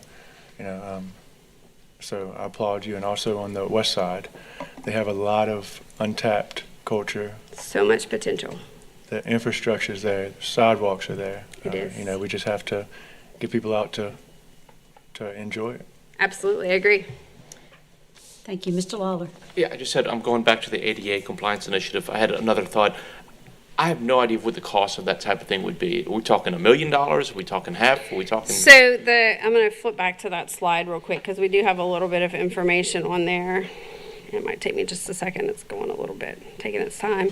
I guess I don't have the number on here, and for some reason it's not loading the photos now. But if I recall right, and one of you can correct me if you're looking it up. I don't want to speak wrong. She's pulling up the full report. But the study, we're not talking millions of dollars for. We're talking a couple, maybe 150,000 to do a full study, and she's got the exact number. For a study, it'd be around 152,000, 200,000, but of course it depends if you're talking about recreation or every single Ascension. Recreation. So of course that'll vary. And then once you get to the actual ADA compliance, the actual ADA initiative, a playground would be around $600,000. So it is a hefty amount, but I think it's worth it. Me too. Okay. Like I said, I brought my experts with me. Good job. Good job. Mr. Cagnolotti. Thank you, Madam Chair. Excellent presentation. Thank you for this information. It's Thank a lot you. to digest, as you said. It is, and that's why we're giving you a copy so that you can kind of sit and thumb through it. You mentioned in your presentation about parish doesn't have any all-access, not within the parish. We do have 2. They're in the cities, Yes. though. They're not parish-owned. I guess I should you know, clarify but that. I think they had to do an extensive study of the ADA process, and Yes. one of those studies resulted in how many people could be impacted by that facility. And I think Kids Cove Discovery Park, which is in Gonzales, I was on the city council when that took place, and my wife and daughter and Judge Aaron Lanou, were on the board for that. It cost them about $1 million. Initially going in, they said 700,000, but it ended up costing them $1 million. They have 5 apparatus that are all accessible for wheelchair kids. It's a beautiful playground. It is, and it gets used, believe me. Good. So it's a launch in the right direction. I think that the assessment will be very critical in helping to determine the areas that will be impacted, that will be able to utilize the facility, because Kids Cove, they said it would be a 5-parish area that could be Right. You'll this draw facility. people in just because you have that asset, correct? Right. But thank you so much. Absolutely. Wonderful Thank you. presentation. Thank you. Thank you so much. Beautiful job. Thank you so much for the Appreciate you. opportunity. Mr. President, if you'll indulge me, and we've had a lot of presentations tonight, but right before this meeting, a member of your staff, Mr. Compton, was describing to us that he had goosebumps. And if you give Ricky Compton goosebumps, it's got to be something good. So I think it's in keeping with the discussion that we're having now. He was at a meeting this afternoon. Ricky, if you'd come just give the rest of us and the community some insight into what you saw and how it fits into what we're talking about. Goosebumps and all. Yes, ma'am. Thank you. So I attended the library board meeting today at 4 o'clock, and we got our first look at the first round of construction drawings for the Santa Maria Community Center and Library project. And when I said I have goosebumps, I just got them just now. The building is going to be amazing. We're talking about a facility that's going to serve not only the Santa Maria community, but our entire parish. It's going to have the ability to host large events and receptions. It's going to have maker space in the library. It's going to have the ability to check out tools. It's going to be a computer STEM lab. And it's also going to serve as a point of distribution during emergencies. We're designing the site to accommodate large tractor trailers to deliver emergency supplies in the case of an emergency, and we're designing the flows through the site so citizens can line up to receive tarps or water or MREs or whatever is needed during those times. We're designing the parking lot to be pervious paving. We're designing vaulted stormwater storage, and the building's going to be built on piers. It's going to be an amazing structure.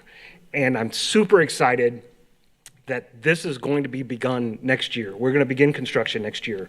And I'll bring updates back to this board, this council, because it's one of those things that we're all going to be proud of when it's done. So, yes. Thank you, Ricky. Yes, ma'am. This is a project close to my heart, so I'm very, very excited about it.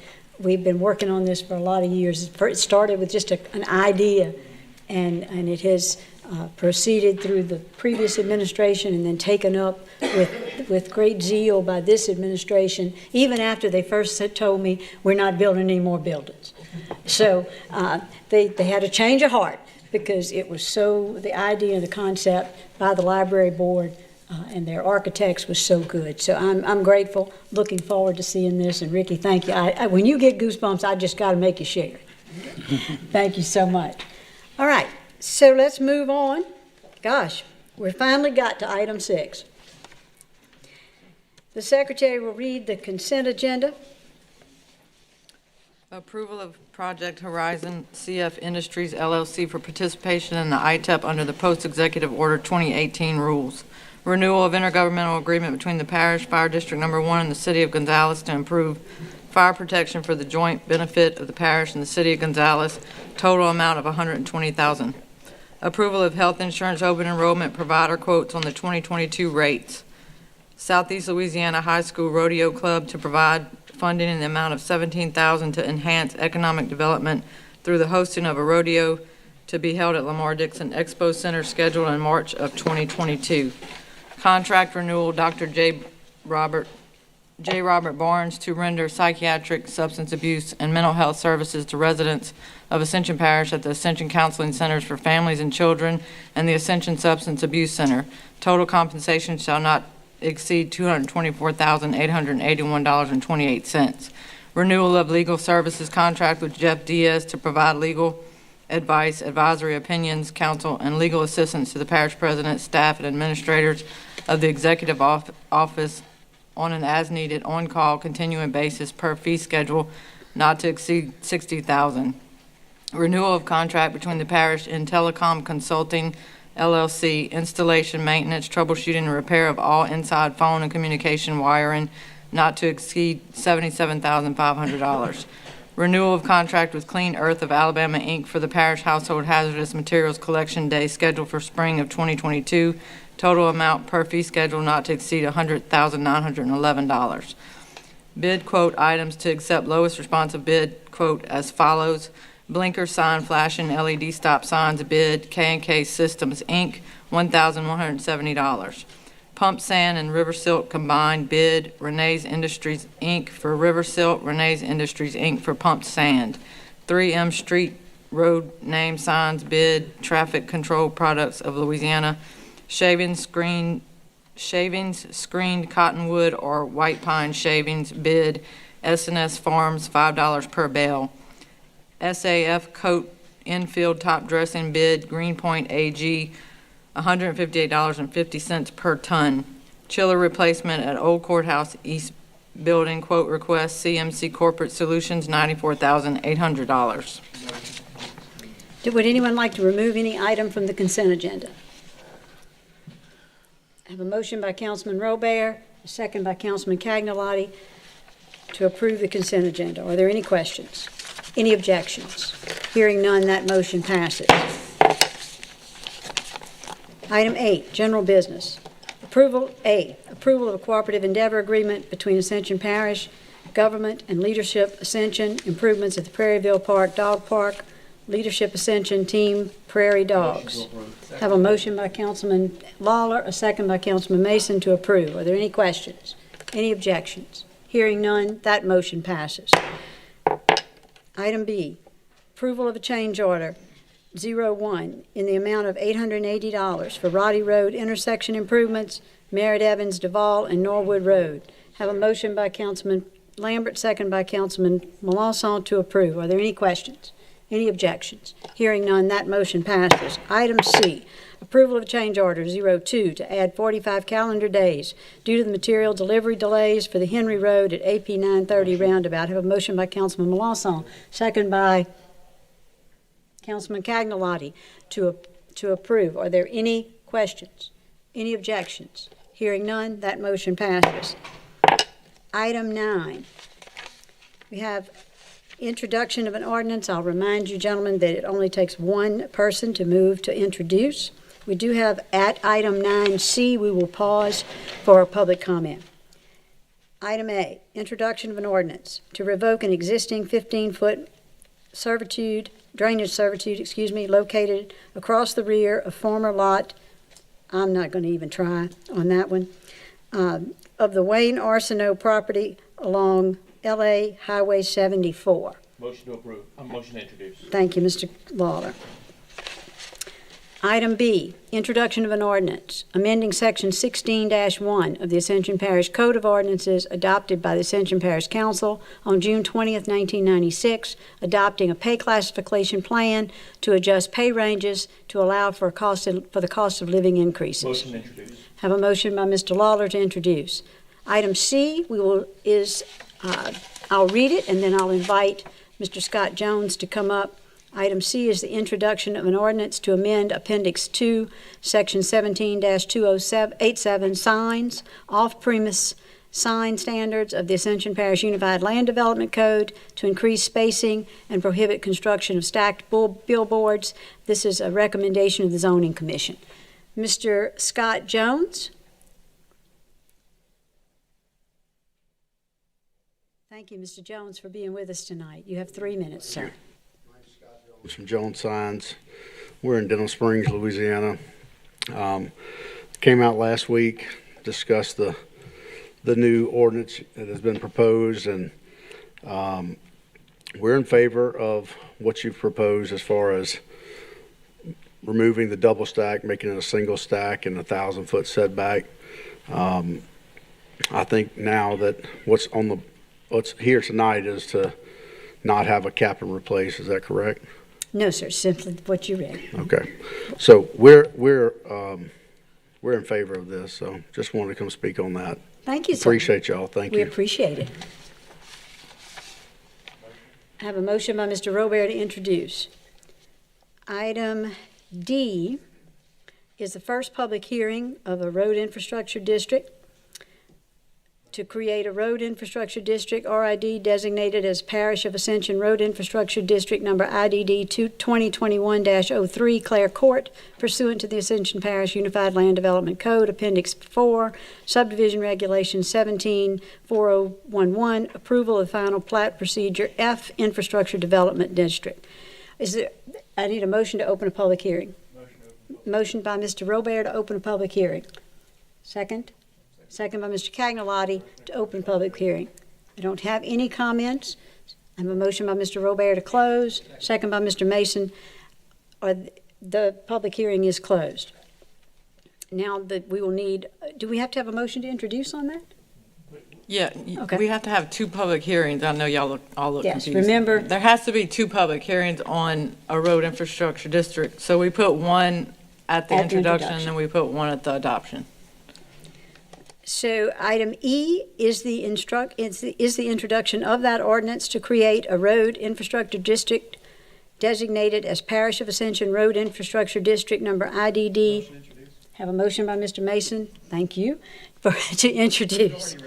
Right. Well, I got to wait for one of you to give it to me. Thank you so much. Item E has been introduced. Item D, public hearings on ordinances. Item A, reading of an ordinance to amend the 2021 budget and appropriate the 2022 budget for Ascension Parish government. Before I invite Mr. DuPatti to read this cumbersome document, I want to remind you, gentlemen, that first we will be submitting amendments, and then we will vote on the approval of those amendments, and then we will adopt the ordinance as amended. So your motions will need to reflect that. Sentiment's going to help us to make sure we get it right. Okay. Reading of an ordinance, Mr. DuPatti.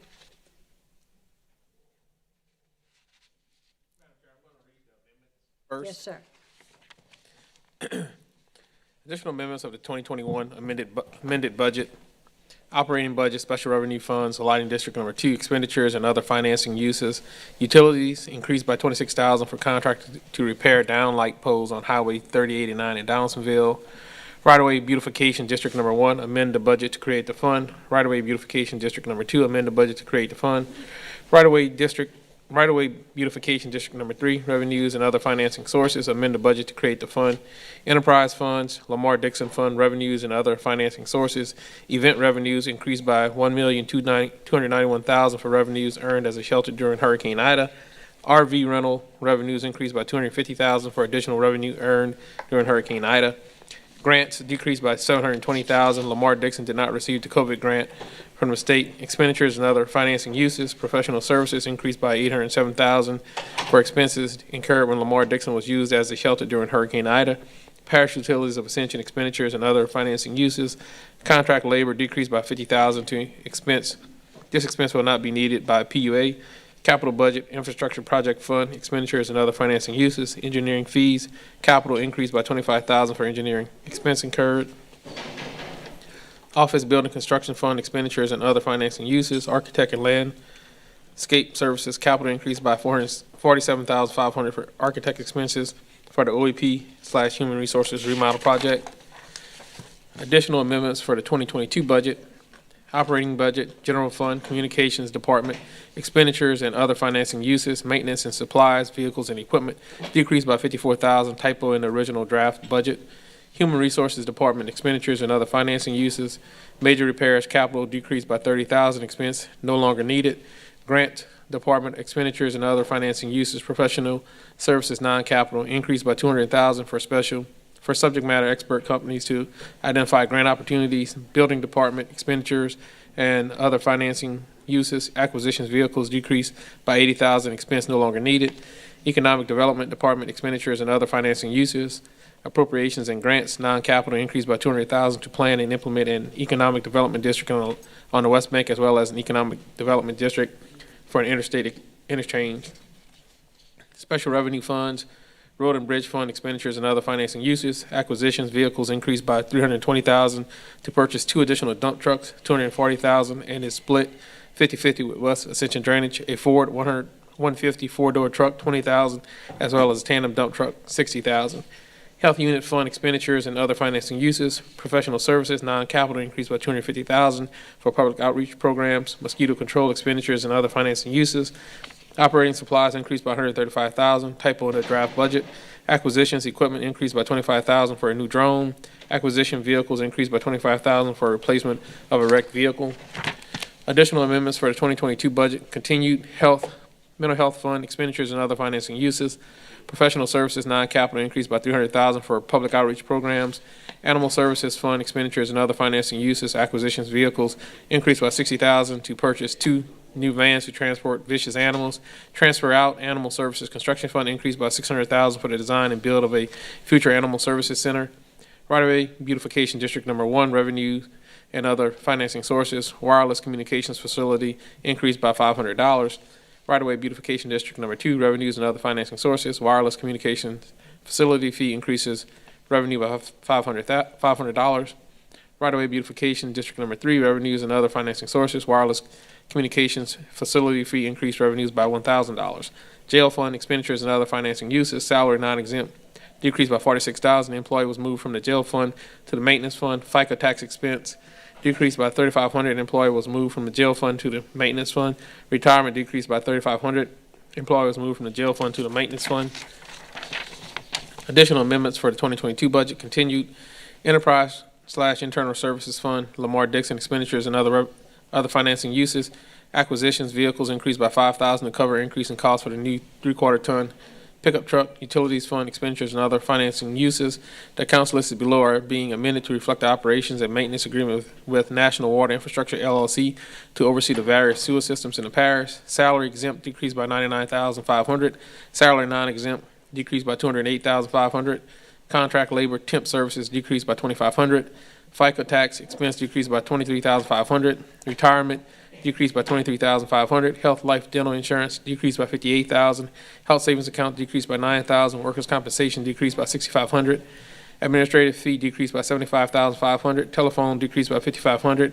Equipment rentals decreased by $3,000. Miscellaneous rentals decreased by $1,000. Maintenance and supplies, vehicles and equipment decreased by $10,000. Maintenance and supplies, lines and valves decreased by $5,000. Miscellaneous maintenance decreased by $194,000. Engineering fees, non-capital decreased by $50,000. Professional services, non-capital increased by $521,000. Vehicle and equipment insurance decreased by $2,500. Office supplies decreased by $1,000. Operating supplies decreased by $45,000. Operating supplies, chemicals decreased by $85,000.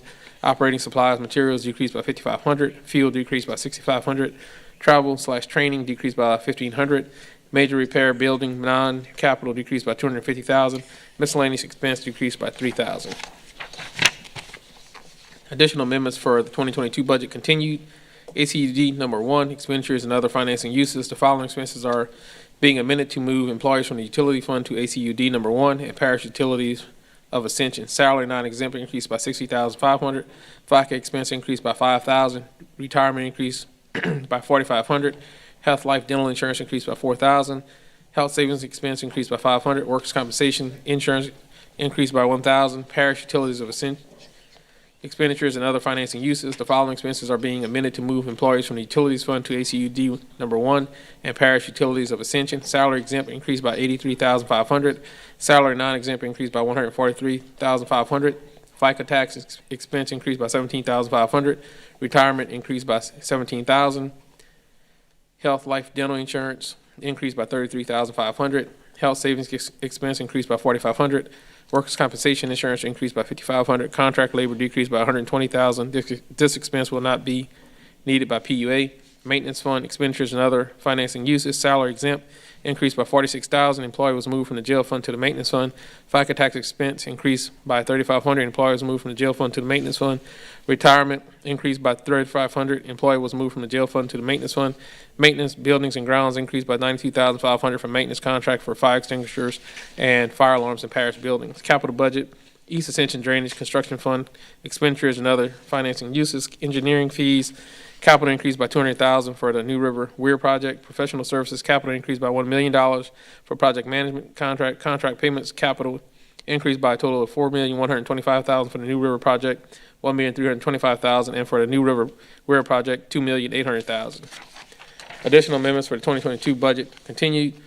Animal Services Construction Fund, revenue and other financing sources, transfer in Animal Services Fund increased by $600,000 for the design and build of a future Animal Services Center. Expenditures and other financing uses, architect and landscape services, capital increased by $600,000 for the design of a future Animal Services Center.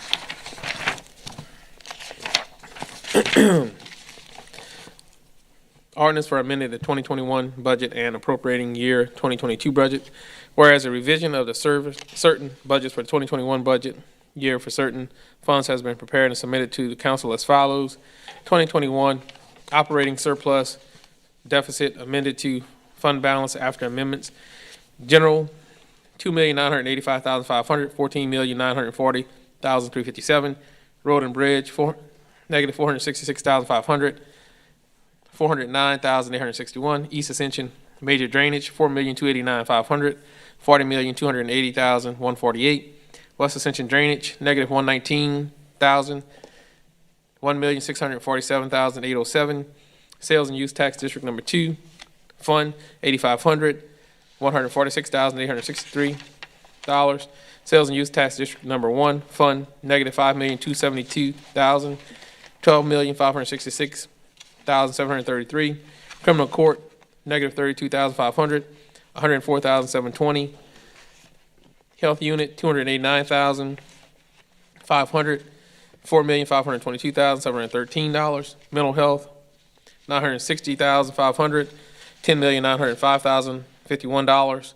Fire district number 2, $163,500.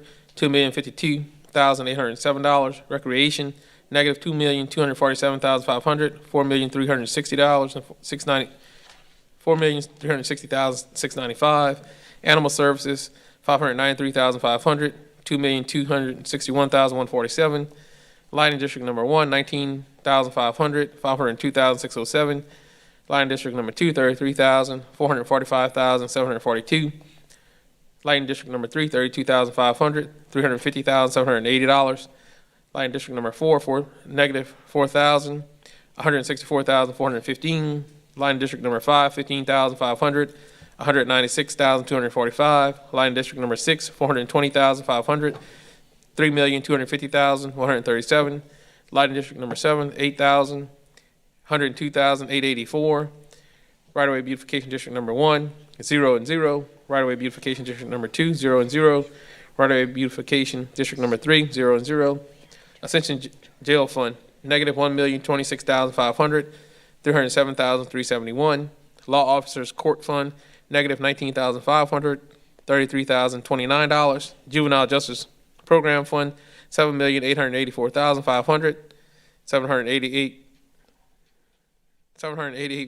$884,500.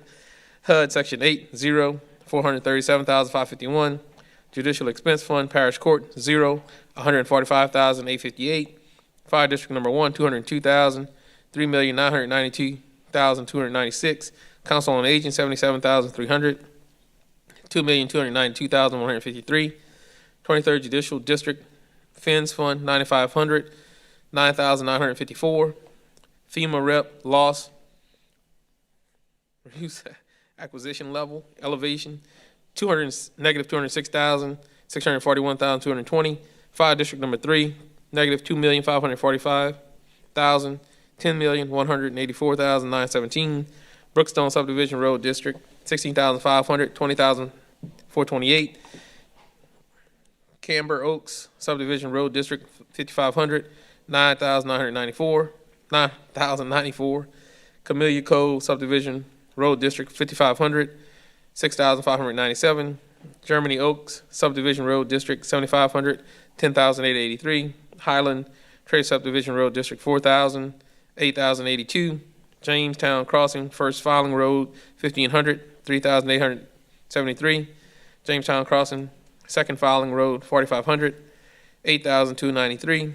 Villas at Rosewood Subdivision Road, $500, $1,480. Pelican Crossing Fifth Filing Road, $5,500, $5,500. Riverton First Filing Road, $7,500, $7,500. Savannah Road, $4,000, $4,000. Library Bond Fund, $5,000, $416,873. Sales Tax District Number 1, sinking, $25,500, $963,833.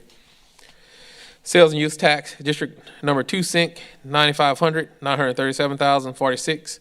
EA Major Drainage sinking, $500, $704,485. West Ascension Drainage Sinking Fund, 0, $58,633.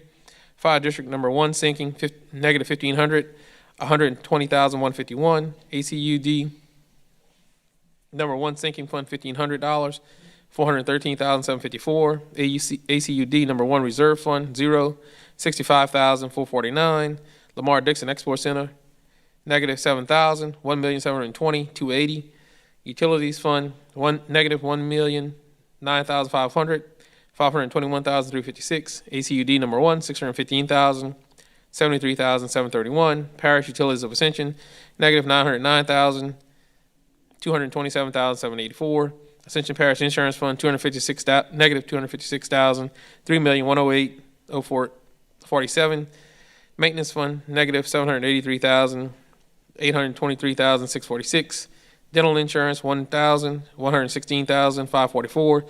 Rural Construction Fund, $2,159,000, $22,238,311. Move Ascension Fund, negative $9,207,500, $21,891,782. Infrastructure Projects Fund, negative $6,500, $3,197,646. Light District Construction Fund, negative $806,500, $207,263. Mega Infrastructure Fund, 0, and $3,469,354. EA Major Construction Fund, negative $2,869,500, $44,558,648.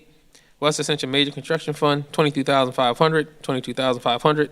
Jail Construction Fund, negative $19,000, $309,411. Courthouse Construction Fund, negative $646,500, $207,655. Office Building Construction, $114,000, $1,036,739. Animal Services Construction Fund, negative $342,500, $139,861. Health Unit Construction Fund, negative $253,000, $20,119. Fire District Number 1 Construction Fund, negative $1,059,000, $2,574,319. Fire District Number 2 Construction Fund, negative $4,500, $60,649. Fire District Number 3 Construction Fund, $5,000, $721,553. Water Construction Fund, negative $2,292,000, $9,960,384. LCDBG Lemonville Sewer Project, 0, $89,893. CDBG Construction Fund, negative $994,000, $638,795. Hazard Mitigation Grant Fund, 0, $121,485. Dedicated Special Projects Fund, $12,295,500, $12,295,500. Park Construction Fund, negative $1,576,000, $4,277,387. Whereas the proposed operating budget for the year 2022 includes revenues of $122,970,500 plus required fund balance of $10,046,200 for a total equal to $133,016,700 and expenditures of $122,466,200. The capital budget includes revenues of $16,001,500 plus required fund balance of $51,845,500 for a total equal to $67,847,000 and expenditures of $78,397,500. Therefore, total operating and capital budget revenues plus required fund balance equal to $200,863,700, and expenditures equal $200,863,700. Interfund transfers are $58,214,500, whereas Ascension Parish Council has reviewed and considered such proposed budget and made revisions of same, and whereas said proposed budget was duly set after proper notice to the public for public hearing, which was held on November 18, 2021, as required by the revised statutes of the state of Louisiana and Ascension Parish Home Rule Charter. Therefore, be it ordained by the Ascension Parish Council of the state of Louisiana. Section 1, 2021 amended budget, that the amended budgets as prepared for 2021 are approved and appropriated by Ascension Parish Council with the stipulation that A, transfer from the Sales and Use Tax District Number 1 fund to the General Fund, the Road and Bridge Fund, and the Criminal Court Fund, and the amount necessary to maintain a balanced fund, but will not exceed the amount authorized in the budget. The Recreation Fund is allocated 10% of the net 1% Sales and Use Tax District Number 1 revenues as an additional source of funding. Funding is also provided by an allocation to Sales and Use Tax Number 1, Bond Sinking Fund, and FINS, Families in Need of Services. To the extent that the resulting revenues of Sales and Use Tax District Number 1 fund exceed expenditures and transfers and after an adequate fund balance equal to 6 months of expenditures is maintained, then such excess will be transferred 75% to the Mega Infrastructure Projects Construction Fund and 25% to the Recreation Fund. B, the 1/3 net of the Sales and Use Tax District Number 2 revenues collected for fire protection shall be shared by Ascension Parish Fire Protection District Number 1 at 65%, by Ascension Parish Fire District Number 2 at 13%, and by Ascension Parish Fire District Number 3 by 22%. All unexpended appropriation will lapse at December 31st, 2021. Section 2-2022 budget, that the budget proposed for the year 2022 is approved, adopted, and appropriated with the following provisions. A, expenditures not contemplated in the operation of the government of Ascension Parish as set forth in this budget are to be approved in accordance with the provisions of Article 7, Section 7-01 of the Home Rule Charter of Ascension Parish. B, transfer from Sales and Use Tax District Number 1 fund to the General Fund, the Road and Bridge Fund, and the Criminal Court Fund in the amount necessary to maintain a balanced fund, but will not exceed the amount authorized in the budget. The Recreation Fund is allocated 10% of the net 1% Sales and Use Tax District Number 1 revenues as an additional source of funding. Funding is also provided by an allocation to Sales and Use Tax District Number 1 Sinking Fund, the FINS, Family in Need of Services, to the extent that the resulting revenues of the Sales and Use Tax District Number 1 fund exceed expenditures and transfers, and after an adequate fund balance equal to 6 months of expenditures is maintained, then such excess will be transferred 75% to the Mega Infrastructure Projects Construction Fund and 25% to the Recreation Fund. C, the 1/3 net of the Sales and Use Tax District Number 2 revenues collected for fire protection shall be shared by Ascension Parish Fire Protection District Number 1 at 65%, by Ascension Parish Fire District Number 2 at 13%, and by Ascension Parish Fire District Number 3 at 22%. Funding to provide for 2021 encumbrances is hereby approved and appropriated. E, all unexpended appropriations will lapse at December 31st, 2022. This ordinance having been submitted to a vote, the vote thereon was as follows.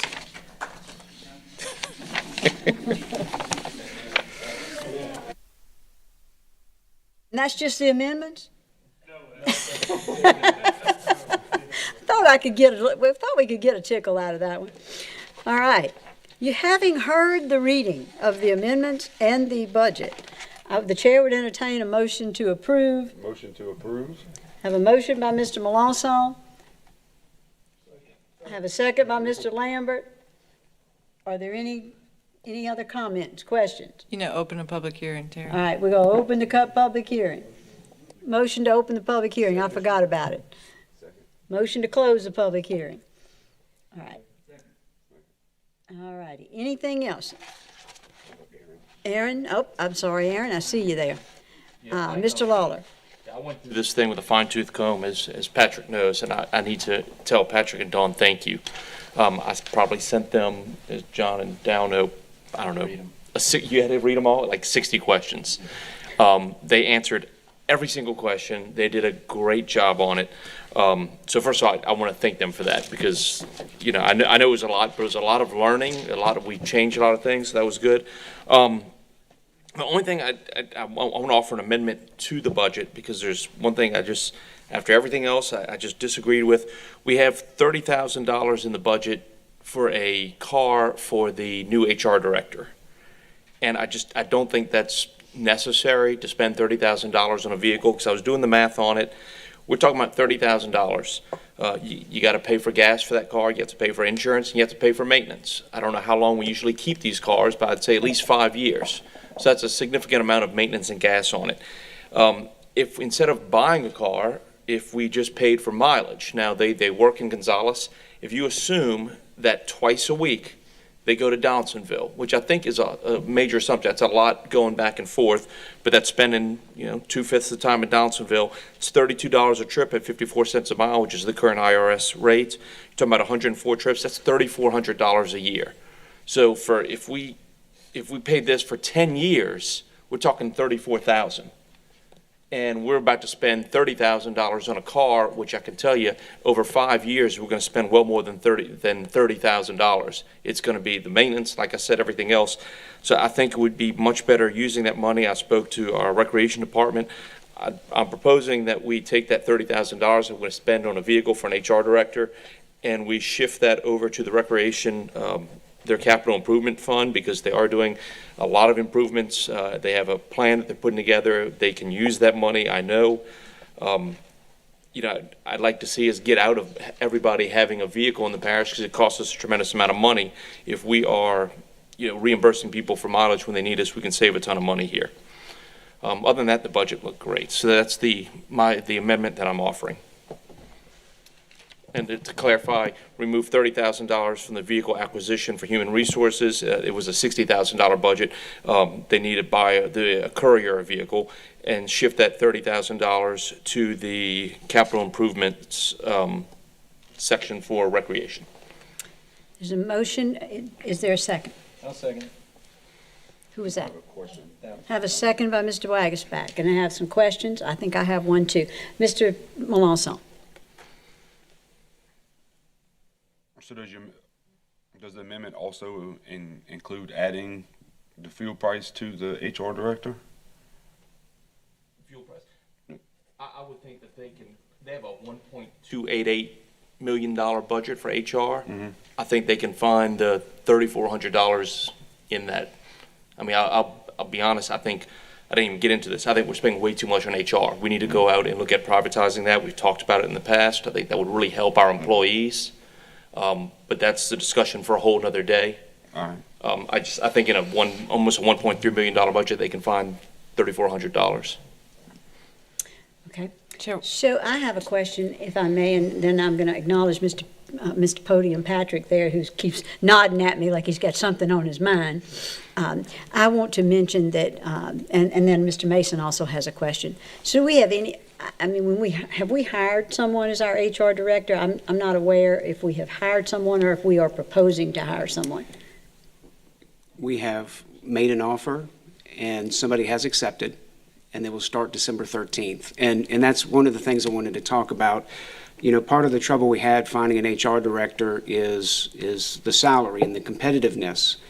And so we had to boost the salary a decent amount to find somebody who had the experience we need to come in and really make some changes and have the experience. And so sometimes a vehicle for somebody who's worked in another sector is an incentive for them to say, you know what, I might not be making the salary, but that does help maybe offset a little bit of their expenditures. So I'll offer that point that sometimes it is a recruitment tool, and I think that's in this case to get somebody of this person's caliber, that definitely helps. The second point I would make is, and I guess we need to make sure with Kenneth that we would do this properly, because I guess we would be amending the amendment to add that in there. And I would recommend, instead of trying to do the two-tiered, if you end up taking it out, maybe just take it out and we start moving it around. I just don't want to get too complicated with the amendments. And again, I'm kind of looking at Kenneth to make sure we do this right. So my first thing would be, hopefully we could keep it in to try to keep that as a recruitment tool, but if not, we'll make sure we do it as Kenneth tells us. Yeah, and Cinnamon, if you'll weigh in as well, to make sure we don't.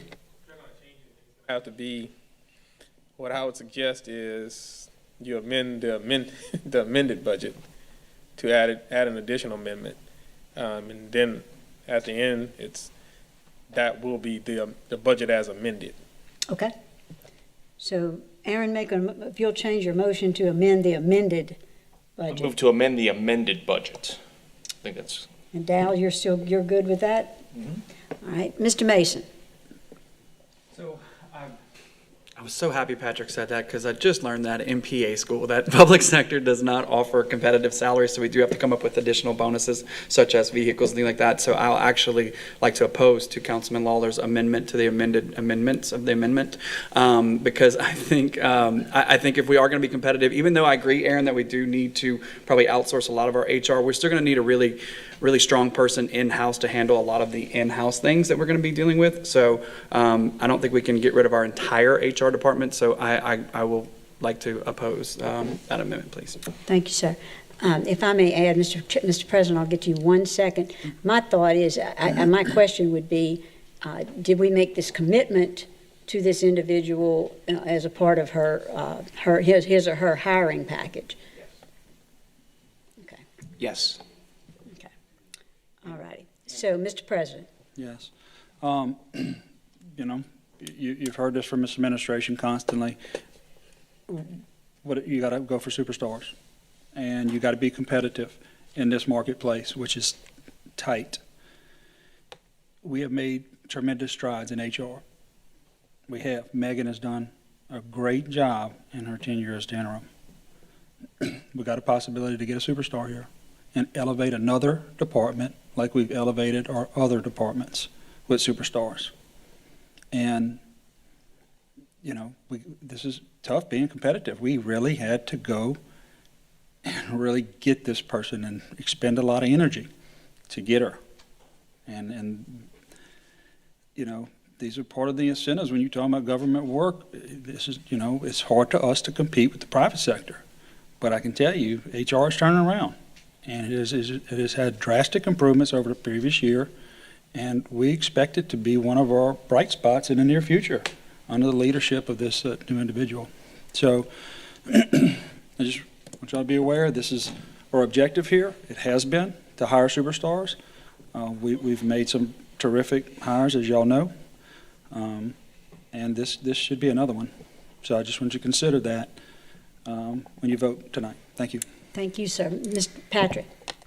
And I guess one other thing is when we were going through the budget for HR, we talked a lot about the amount.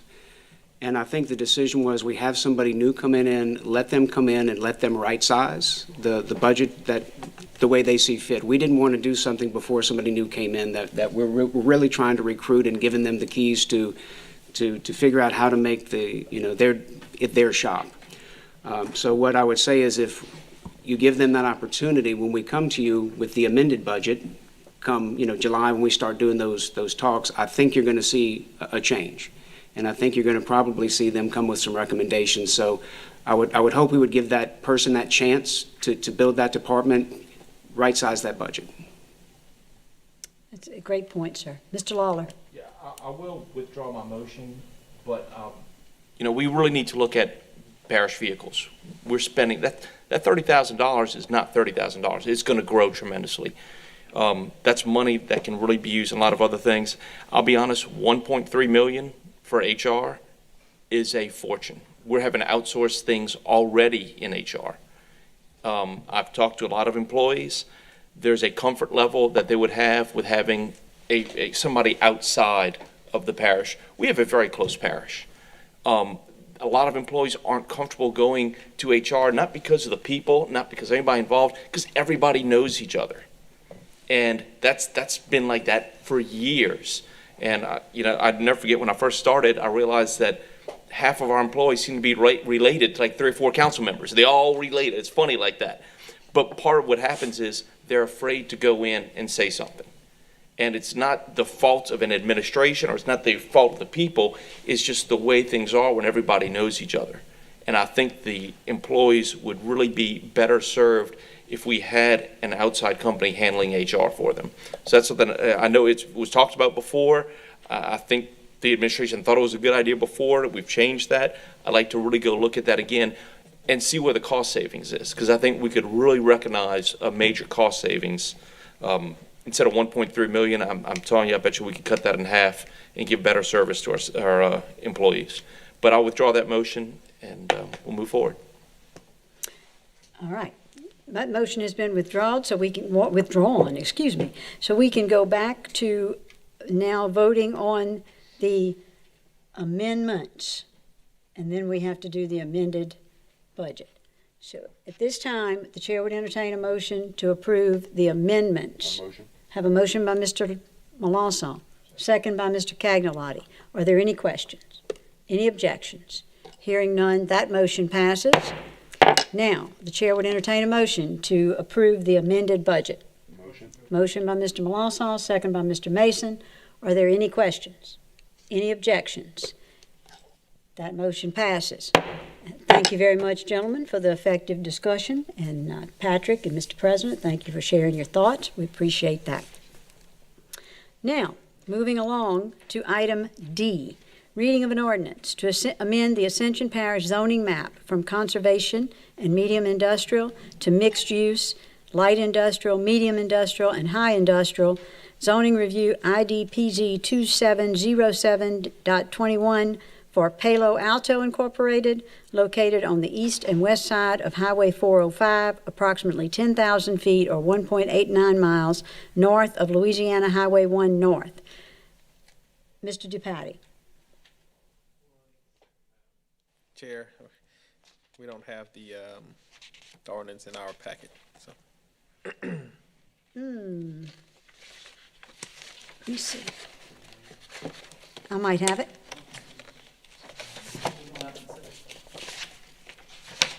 I've got the, let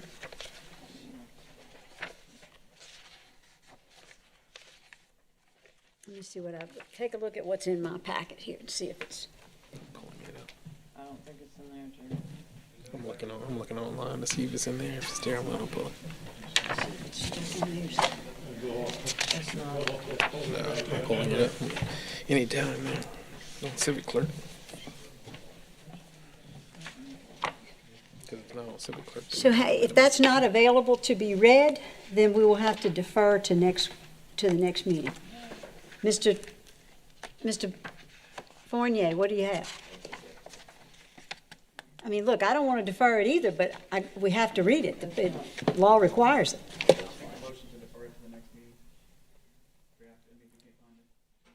Jerome, do you have any other suggestion? No, I don't have the ordinance either. Okay. All right, good enough. Have a motion and a second to defer to the next meeting. We'll put that on the agenda for December 9th. Unless. Have a motion by Mr. Mason and a second by Mr. Cagnolati to enter into executive session. Roll call, Madam Secretary. Gentlemen, you have to vote.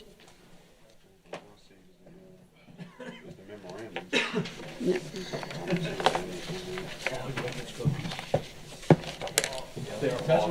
They are awesome.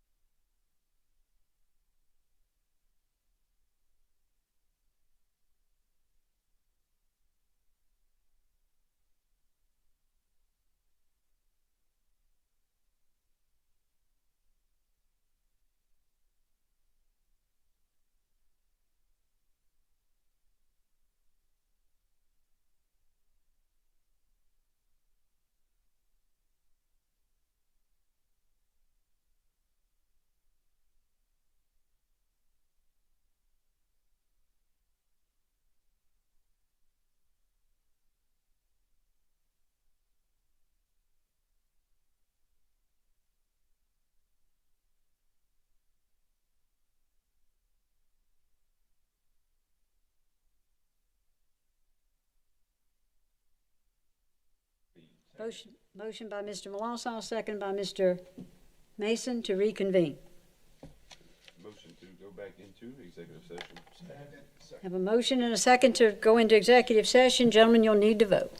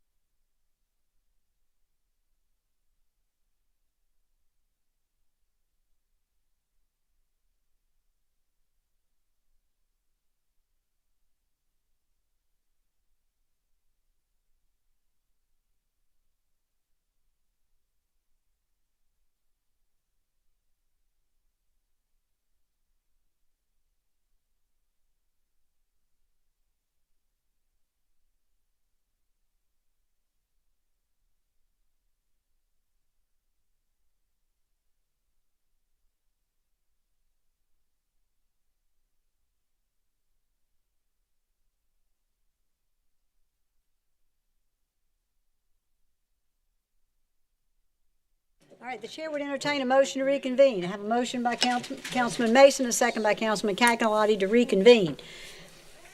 Mr. Lawler. I'll make a motion that we authorize our council to execute on the ANR performance bond. Have a motion by Mr. Lawler, second by Mr. Cagnolati. Are there any questions? Any objections? Hearing none, that motion passes. Motion to adjourn. Have a motion by Mr. Mason to adjourn, and a second by everybody.